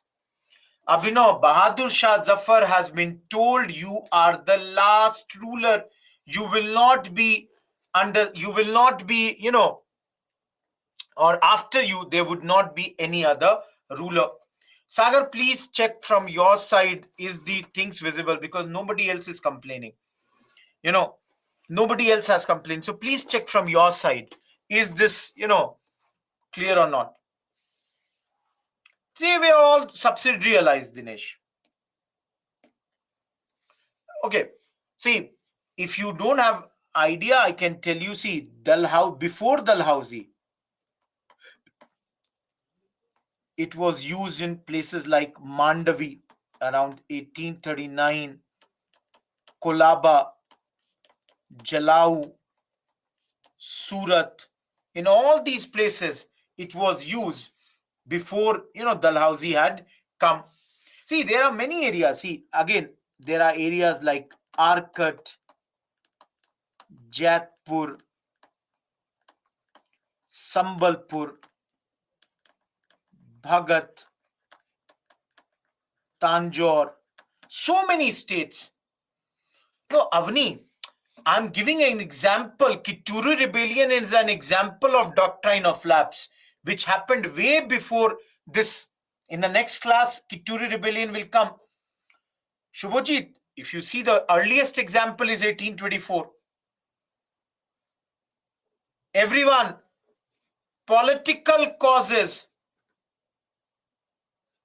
Sai Krishna, it is in 1848 only when Lord Dalhousie has become the I would say, Governor General of India.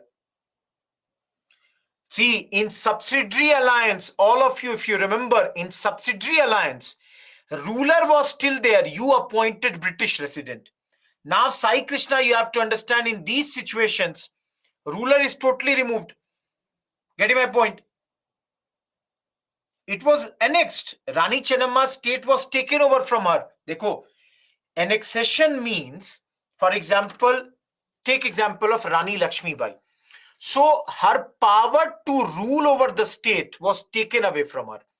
She could no longer rule over her state. But then she was clearly told she will get her personal property. That will remain with her.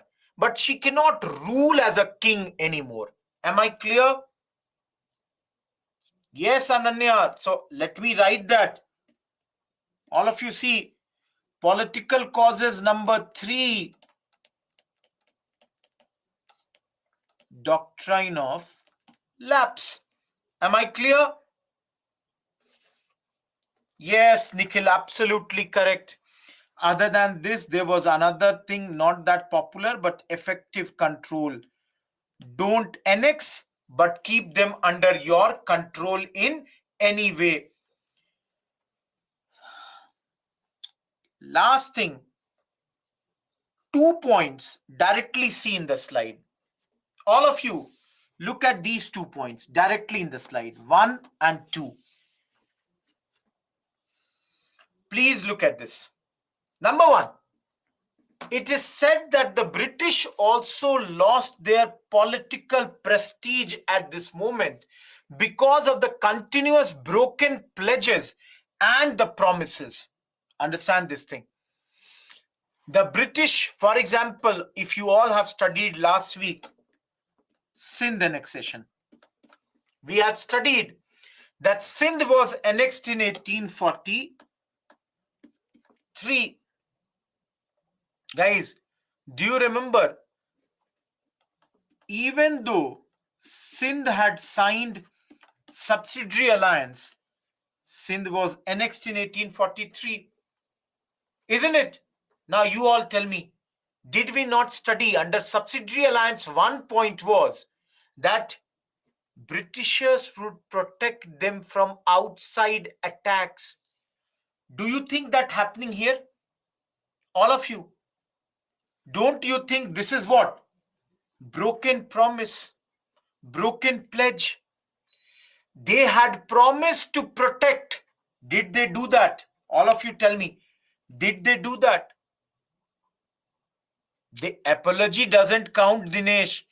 The reality is they annexed the state. All of you tell me, do you think apology, I hit you and then I say, I'm really sorry? Isn't it? Sai Krishna, please understand, this policy was between 48 to 56. Mysore kingdoms, we will have to see from where they have not had their own, offsprings. Everyone, if your British trade policy is against Indians, don't you think many times the rulers also would get affected? Because many times they were the people who controlled the industries at that point. I am done with all the political causes. I hope this is totally clear, and I'm moving to the military causes. Please look at these 8 points. All of you, there are 8 points here.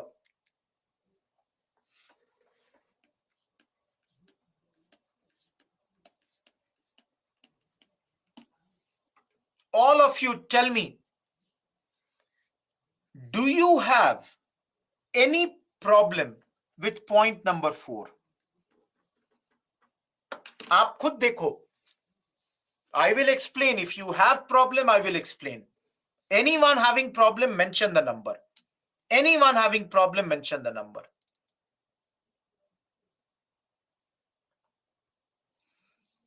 No, don't tell. Right now, only look at 4. Look at 4. I will explain every point. Fourth, anyone having problem with fourth point? Rest I will come. Guys, you might be brilliant, but yet the British will always looking at our racial color. They would think us as inferiors. All the senior positions were reserved only for the British officers. And even if you are at a similar position that to a British, there will be salary discrimination. Guys, fourth and second point, any difficulty? Second point, I have explained this in civil services. That's why I'm telling you fourth and second point.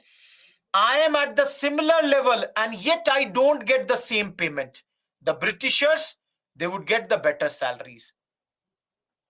Now, all of you look at point number 7. Do you understand regular humiliation?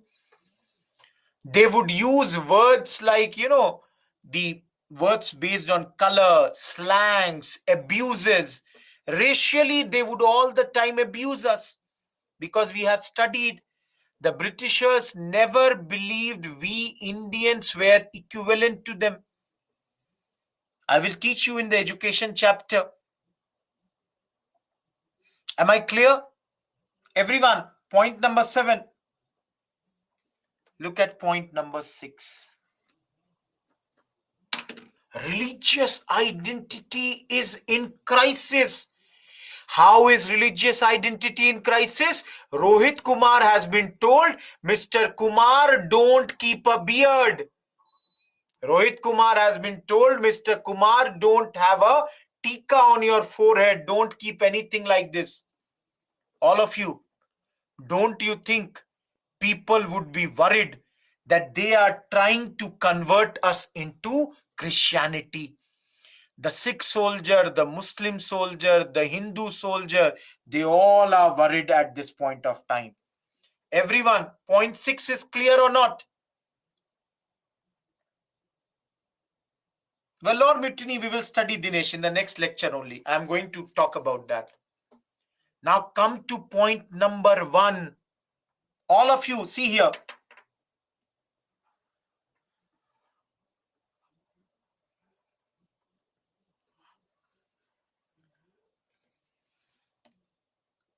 In those days, if you had to travel from Calcutta to Burma, the method was through ships. But the problem was, in Hindus, guys, the northeastern belt, that is tribal belt, not that easily accessible, plus the land, the connectivity was not that easy. So people would go via the ships. In those days, Hindus had a, thinking, which was a wrong notion, that if you cross the sea, you lose religion. So whenever such assignments would come, Rohit Kumar will be told, Rohit, you need to go and fight in Burma. Now problem is, Rohit is a Brahmin soldier, or Rohit is, let's say, a high caste Kshatriya soldier. Rohit would say, sorry sir, this time I cannot go. He would make an excuse. Why? Because Rohit has been told, you cross religion, you lose your religion. Oh, sorry, you cross the sea, you lose your religion. That's why the Britishers brought this law. General Service Enlistment Act 1856. Now, no more excuses.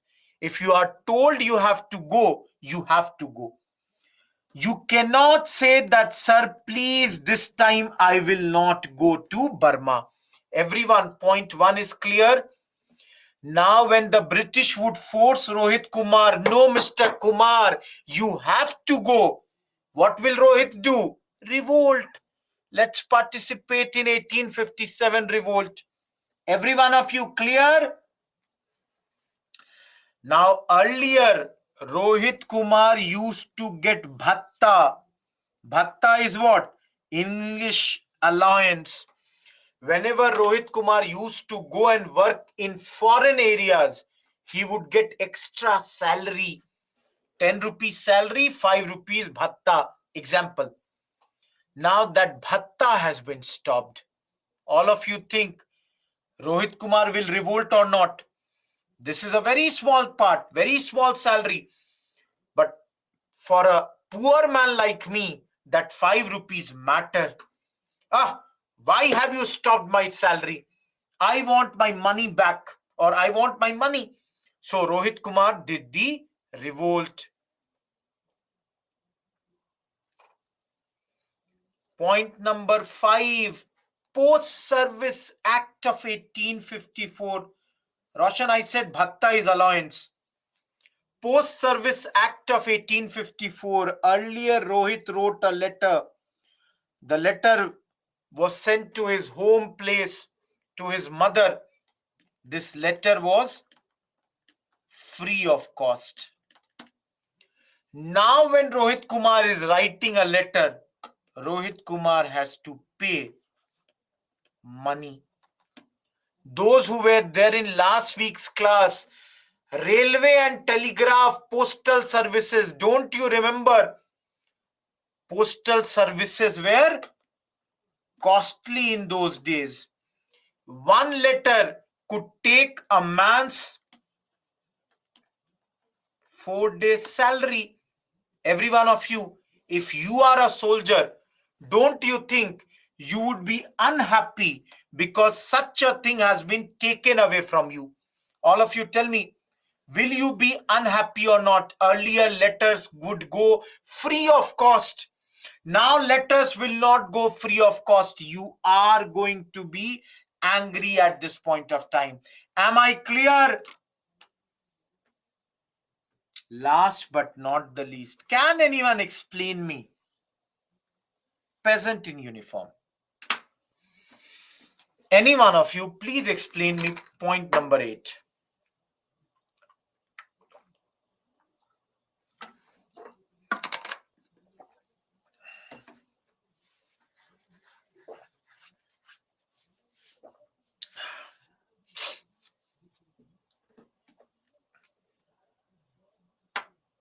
Sachin, in those days, that itself was a huge amount.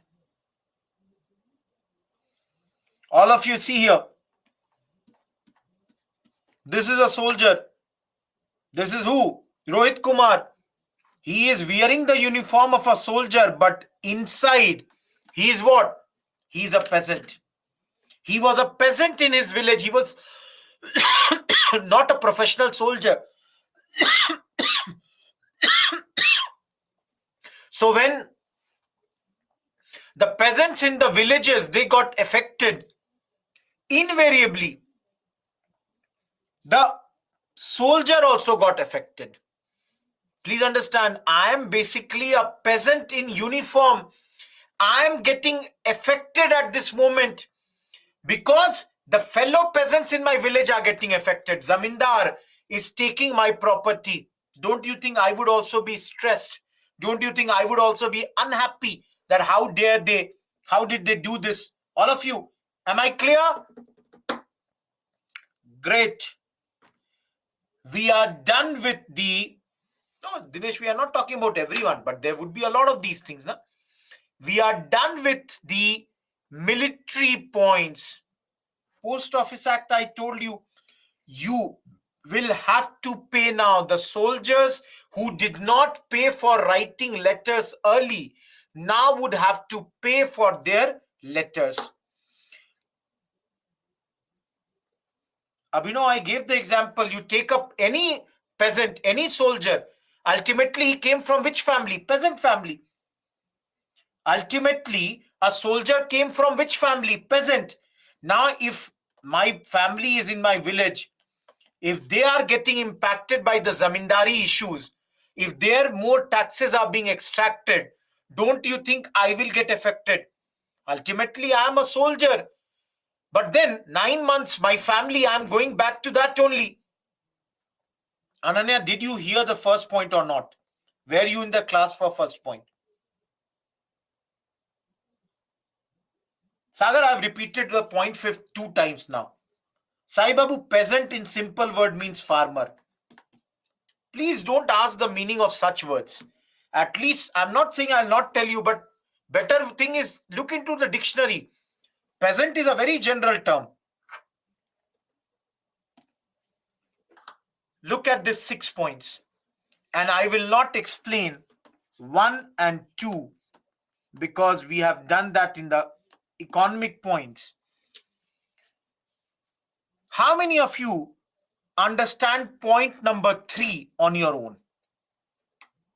And I'll not explain point 4 also because 4 we just now did in the military points. We were not given higher jobs or even in the economic point. 1, 2, 4 we did in economic points. Guys, how many of you understand point number 3 on your own? I will explain, but you understand. How many of you are able to understand this? Nikhil, to certain extent, correct. Okay, please understand. You all tell me. Am I correct when I say English were invaders? All of you tell me, am I correct when I say English were invaders? And will I be correct to say Mughals also, when they first time came to our country, Babur was an invader?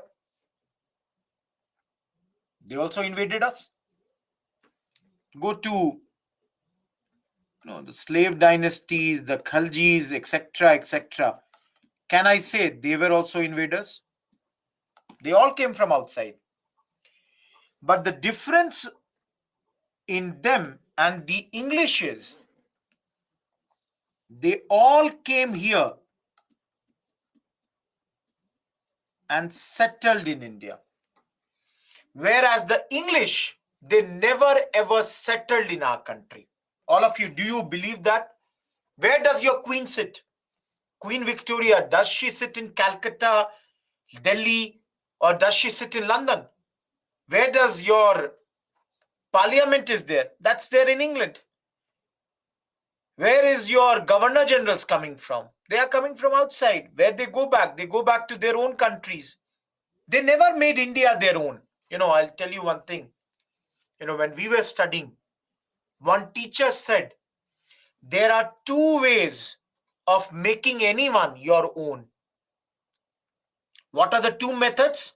2 ways. One, marriage.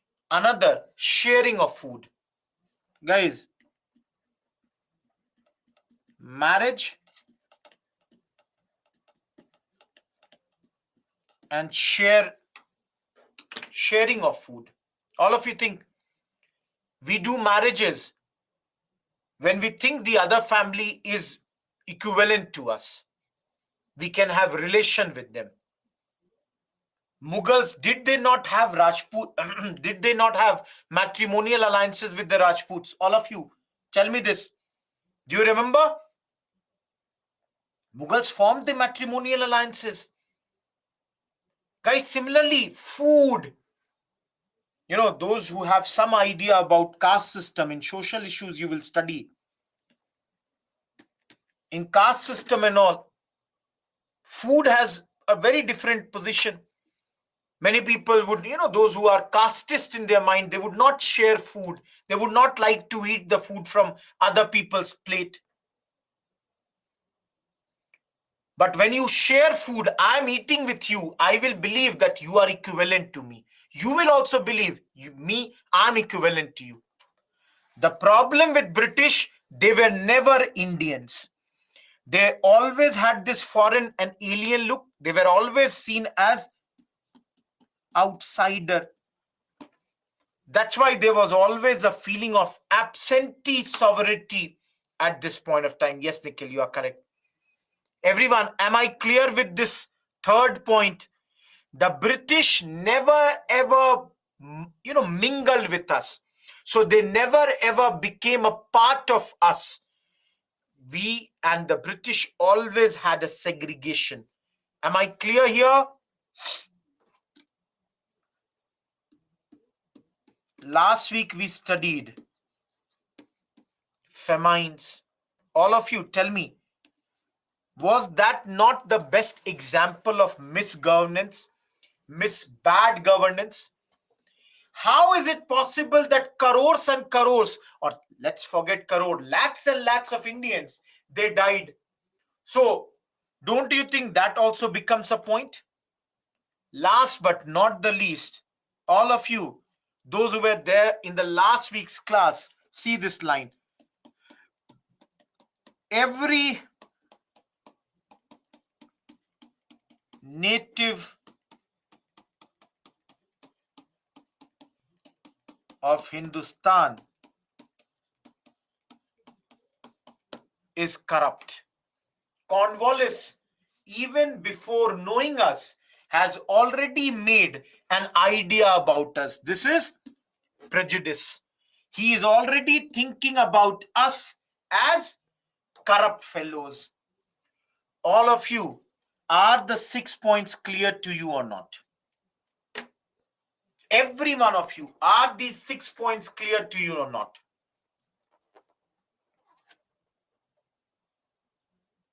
Aarti, we studied the complex judicial system in the first economic thing only. Earlier, what used to happen? I would go to the local panchayat, solve my issues. I have had a fight with my brother Pratik. Both went to panchayat, they solved the issue. Now I have to go to the court. I have to go to the, urban areas. Those, a lot of complexities came, which would cost me a lot of times. Money would be there.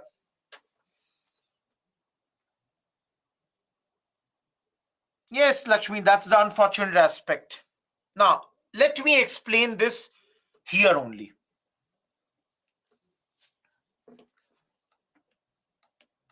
Rohit Kumar,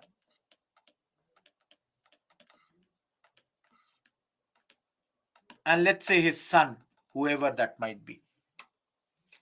Rohit Kumar's son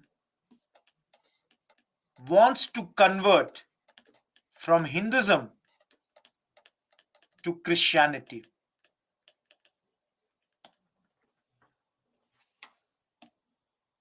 Rule says he can convert, but will lose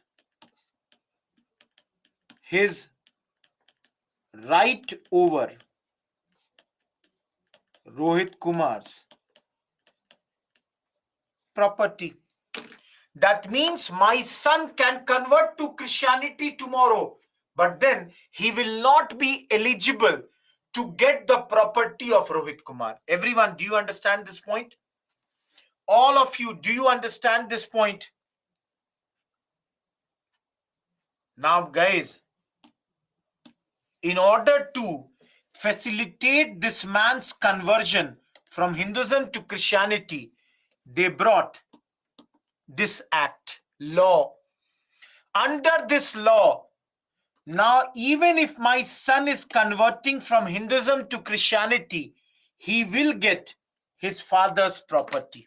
All of you think, don't you think Britishers are doing this with only one intention?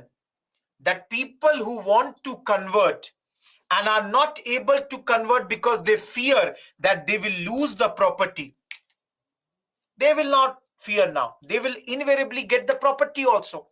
Everyone, is this clear? Is the Lex Loci Act clear?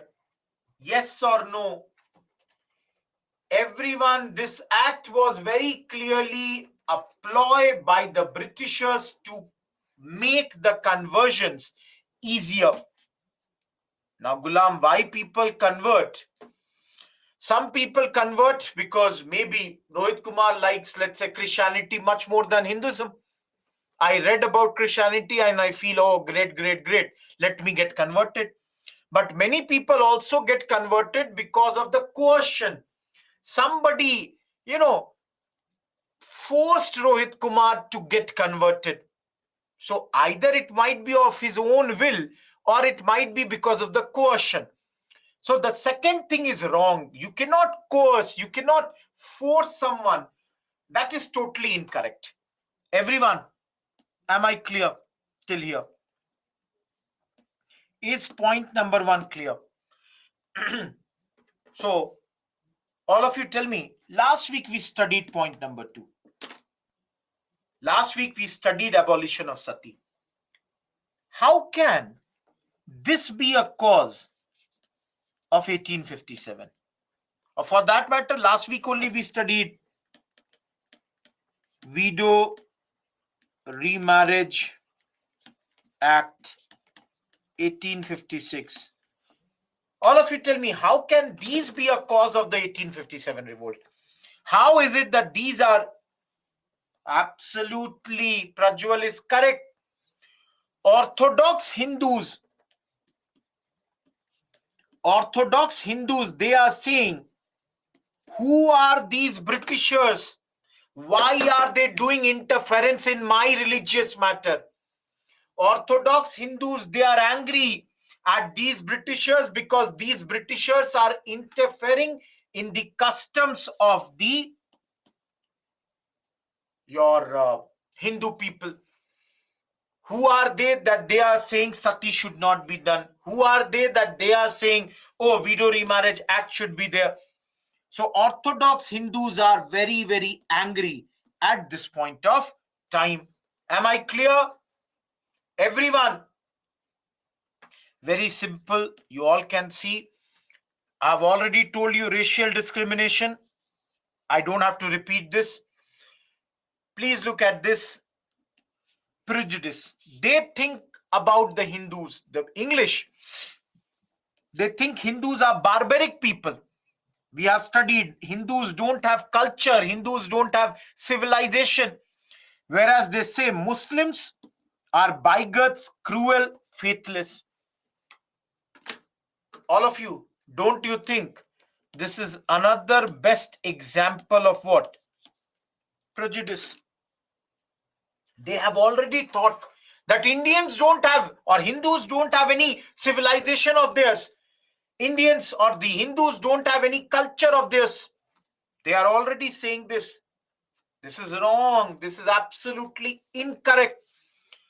This is absolutely incorrect. But they have already felt, or they are thinking about the Hindus as well as Muslims in this manner. Lastly, they also taxed many of the religious schools, which made the Hindus as well as Muslims angry. The religious schools were never ever taxed earlier, but now that was also happening.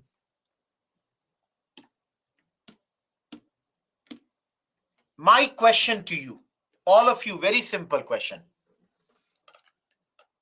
When the Britishers ruled over us, in your opinion, how many Britishers were there in India? When the Britishers were ruling over us, in your opinion, how many Britishers were there in India? Ananya says thousands, few hundreds. Dinesh says 10 lakh. Kunal says 2 to 3 lakhs or 23 lakhs, I'm not sure.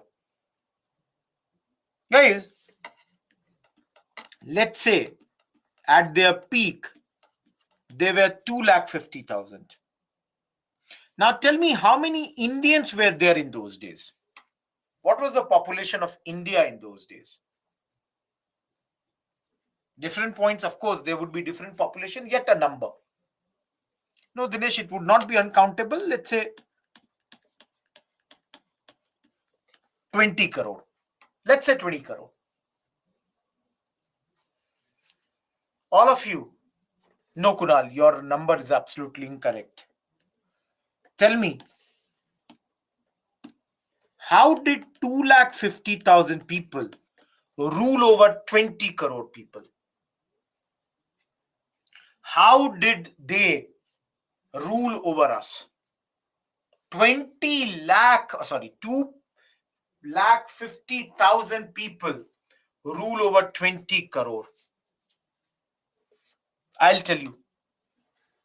And you tell me whether you accept my point or not. They ruled because they ruled over our minds. They said they were invincibles. They told us, we Indians were told, that these Britishers are invincibles. Invincibles mean no one can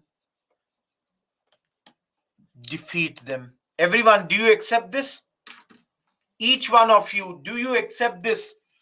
That they are thinking at this moment. We Indians have been told, Gora Sahab. No, Gora Sahab has come. Gora Sahab is great. Gora means white man. Gora Sahab is powerful, has come from far away, very powerful.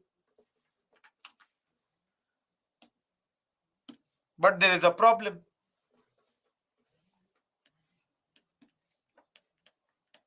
British lost to Afghans. Guys, first Afghan war 1838 to 1842, British lost. Now all of you tell me, don't you think the aura of invincibility went down? All of you tell me. Rohit Kumar had gone to fight with British. It was Indian soldiers. We had gone over there. Now when we came back, I told in my village, Prajwal, Purva, Lakshmi, everybody, I told them, Haar gaye yaar. We lost. But how did you lose? You were with the British. British told nobody can defeat them. And in this case, it is our neighbor, not any other white person, but our neighbor who has defeated them. So this invincibility in Hindi means that they said they were Ajay. Nobody can defeat them. This was broken. Absolutely, this myth that was there, aura or myth, this was broken at this moment. Everyone, do you all accept the point number one? Number two, please understand, in world history, you will study these points.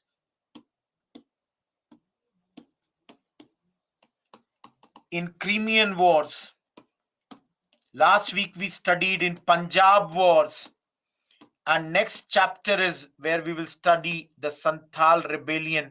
In all these places, the Britishers, they faced massive reverses. And because of all these losses and reverses, there was invariably a psychological repercussion. That is, the idea was, if they can be defeated by the Afghans, why can't they be defeated by the Indians? If Afghans can defeat the British, why not Indians also? Everyone, am I clear about the influence of outside events? The 4 points which are in front of you.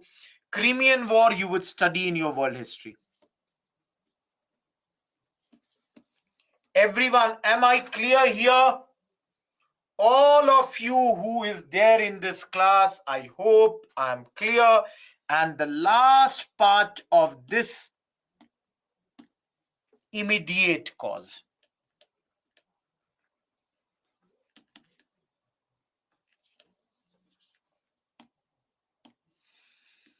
There is a rumor. Sachin, you can if you want, but that's not going to come mostly. What is the rumor? Rumor is that the new infield rifle that has been introduced. This rifle has a new type of cartridge. The problem with this cartridge, pig and cow fat has been used for greasing purpose. Now everyone, you can see this image. This is the image. This is the cartridge. This you have to bite from your mouth. You can see you have taken it in the mouth. Then you have to open it. This powder would be then filled in the gun and the bullet would be inserted. The problem with this is here. The fact that the rumor said that the cow and the pig fat has been used, it hurt the sentiment of Hindus, it hurt the sentiments of Muslims. Both the religion, they got hurt at this point of time because they felt their religion was in danger. There was another thing. Some people say 1757 Palasi, 1857, exact 100 years. And they said because exact 100 years of this Palasi incident has happened, that is why the British rule should come to an end. Basically, another rumor that the British rule would only be there for 100 years in India. So the moment 100 years have happened, the people came up with this particular revolt. Last but not the least, the last point was the immediate cause. Another rumor that the atta or the flour was being mixed with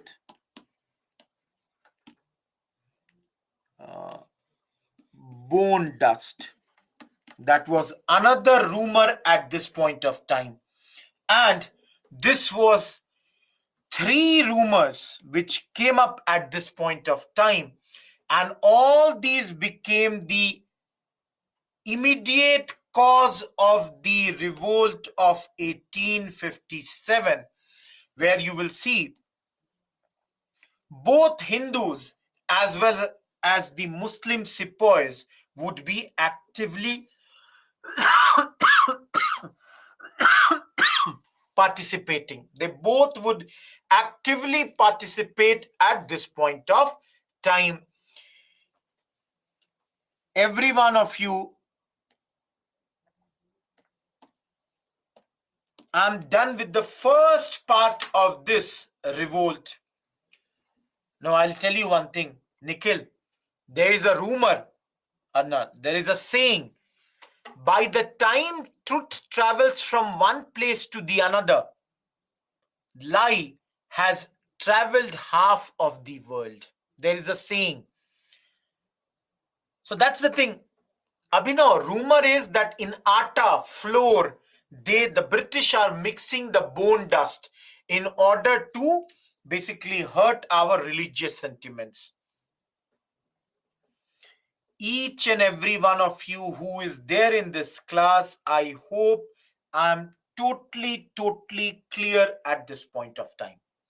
With whatever I have done, because it has taken me a lot of time, almost 1 hour, 20 minutes, I have given to your first part of the lecture.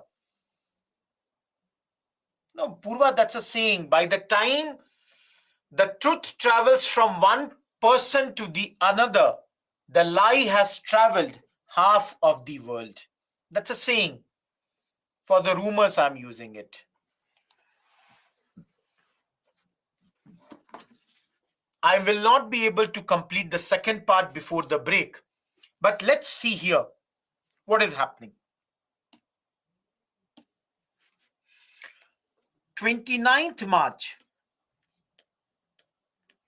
1857, a sepoy named Mangal Pandey.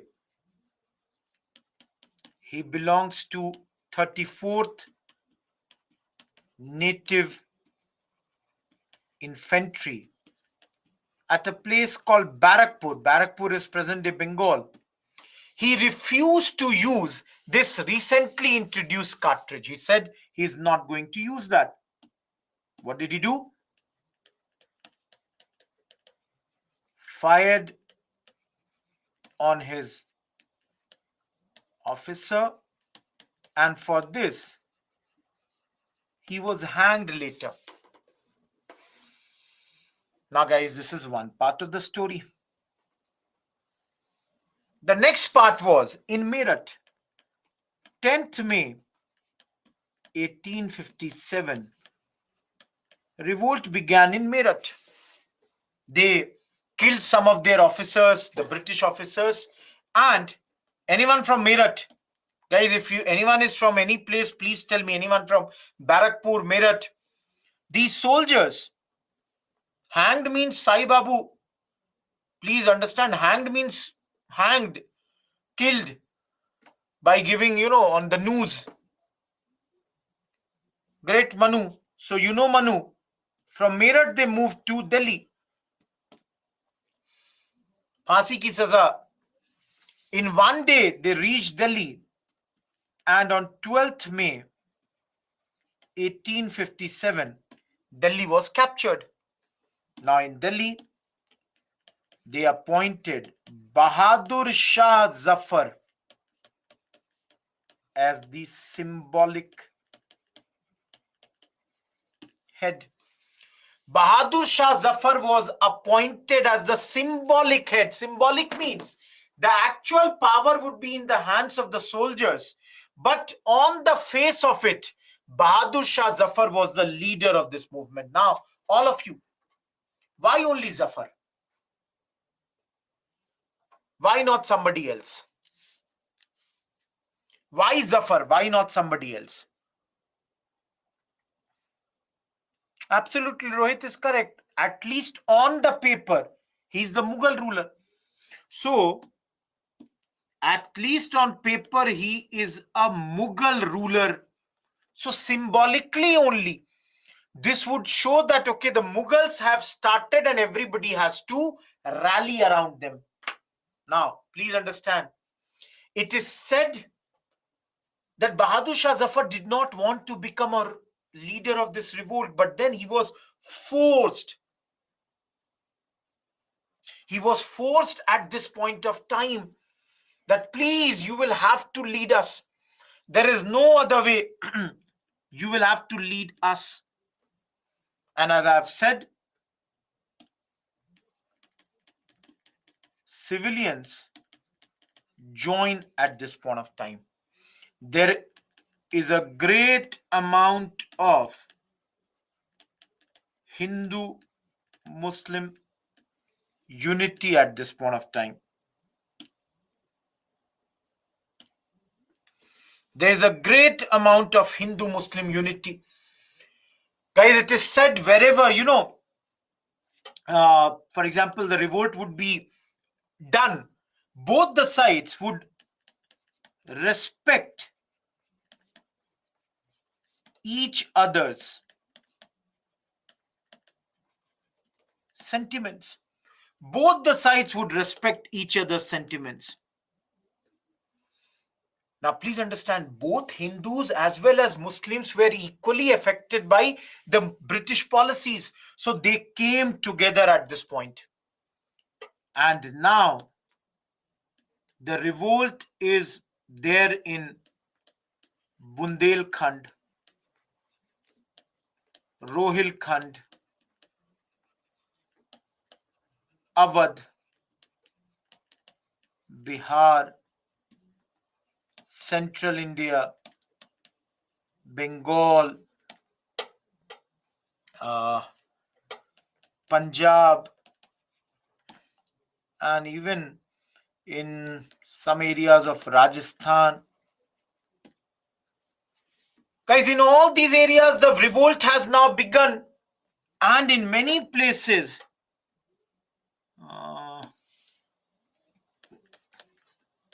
princely states, their rulers remained loyal to British, but the soldiers.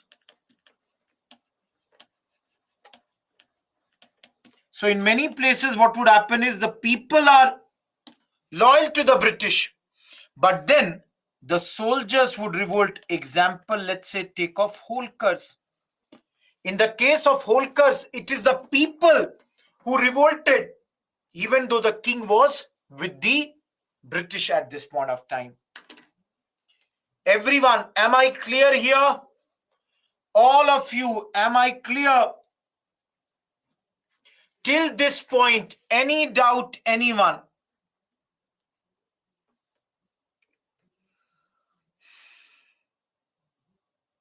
Prajwal, what is not clear? Okay, I hope everything is clear. Thank you. Now, you all can see here only. Let me show you. And you all can see Madras and the Bombay province. They were totally unaffected. Similarly, Punjabi and Gurkha soldiers helped British.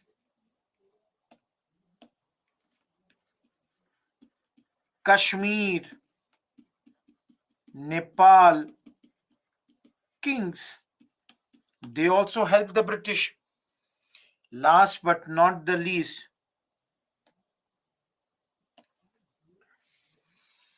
this revolt, last slide, and then we'll go for the break. I'll take up a few queries of your guys. This revolt, in your opinion, how many of you say it was planned? How many of you say it was unplanned?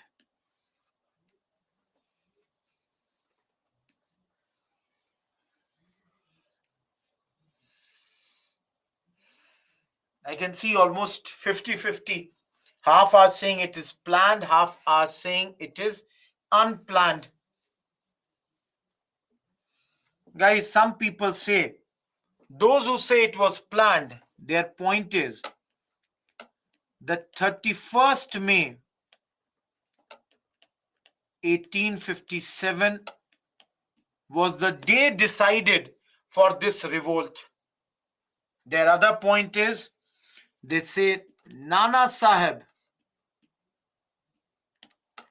and Maulvi Ahmadullah, they were the two chief leaders who were leading this revolt. They had done all the planning at this point. They had made all the plans at this point of time. And their third thing is, they say a lot of circulation of chapatis, red lotuses,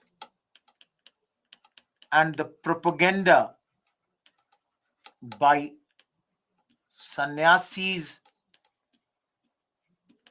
fakirs, madaris. All these point to planned revolt. Please understand, planned revolt, these people, they are meaning, they are saying that just before the revolt in the northern India, a lot of circulation of chapatis was happening. Red lotus leaves, they were in circulation at this point of time, and all these indicate that there was some amount of planning that was done at this point of time. On the other hand, the unplanned people, they say not a single piece of paper, not a single witness Neither we have got any paper, nor we have received any witness, nor we have seen any of these people. If none of them have come ahead and talked about this, clearly there was no way that this revolt in any way was planned. Guys, you can remain on any side. Don't worry about this. This type of questions come in your interviews where they will take your opinion. I've seen in interviews, in my own interview, I'll tell you tomorrow what question was asked, but they ask you opinions. So in the interviews, in the personality test, they will take your opinion about these things. Please understand, because this will not be there, so I'll not write anything new.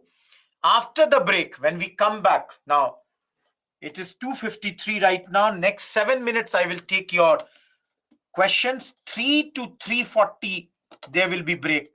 So those who have no questions, don't want to listen to the questions of others, thank you for being here for the last 3 hours.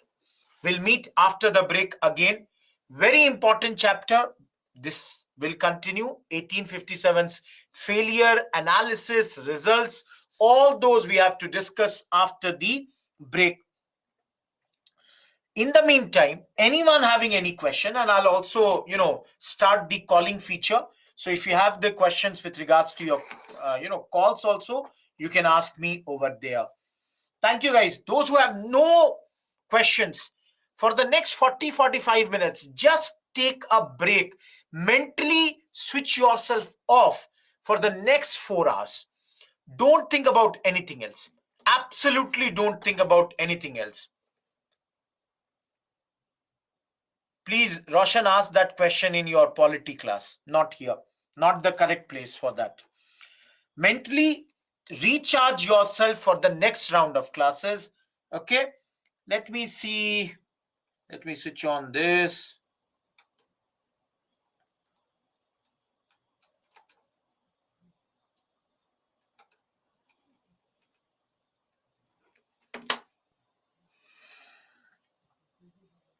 Choin has given me a call. Let me see what's the call of Choin.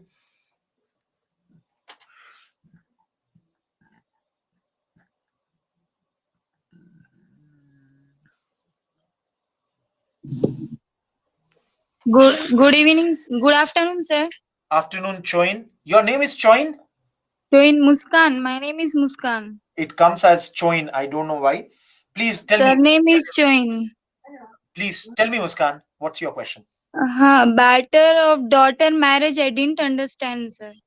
In barter of daughter, battle nahi, barter mein what happens is that one family's daughter is married in another family, and in exchange another family's one daughter would be married in this family's.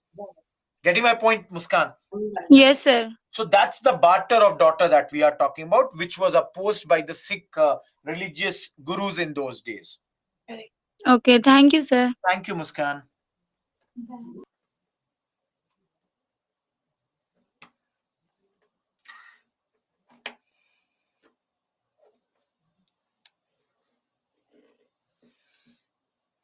Any other query, please give me a call. You have 3-4 minutes with you people.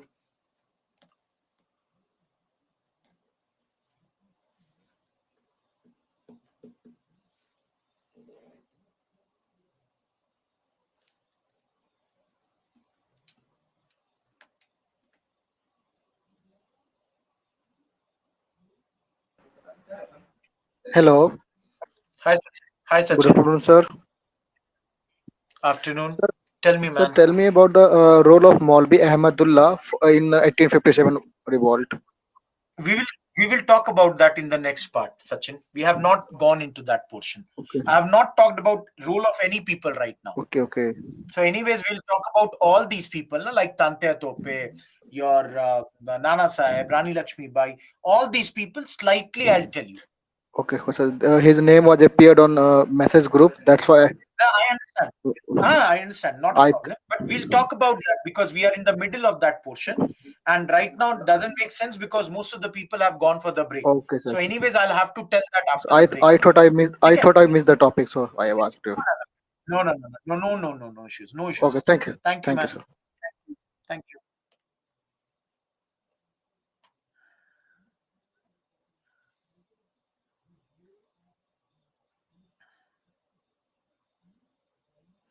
Rafia.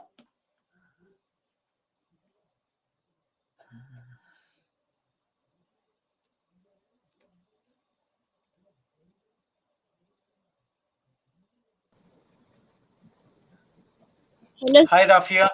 hello, sir. Good evening. Good Hi. Tell afternoon. me, Rafia.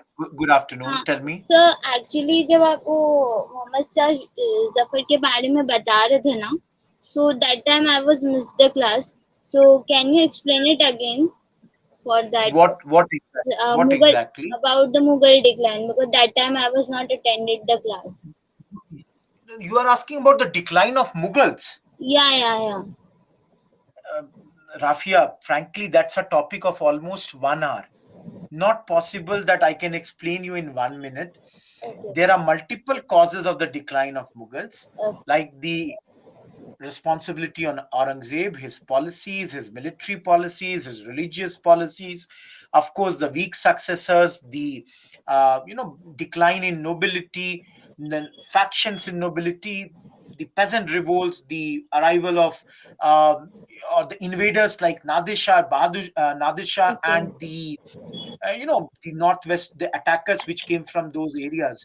My suggestion to you would be, Rafia, whatever you missed out, you Yeah. can cover that either from the recordings or from the tablet lectures. Both the places, decline of Mughals has been covered by me only. Okay, sir. Okay. So I Thank have you, a Rafia. question, one question about the 29th March 1857, about the That is Mangal the date Pandey. on which no, that is the day on which Mangal Pandey revolted, because he said he is not going to use the new infield rifles, and Okay, he revolted on that day. okay, Okay. okay. Thank you, Rafia. Thank you, Goodbye. sir. Thank you.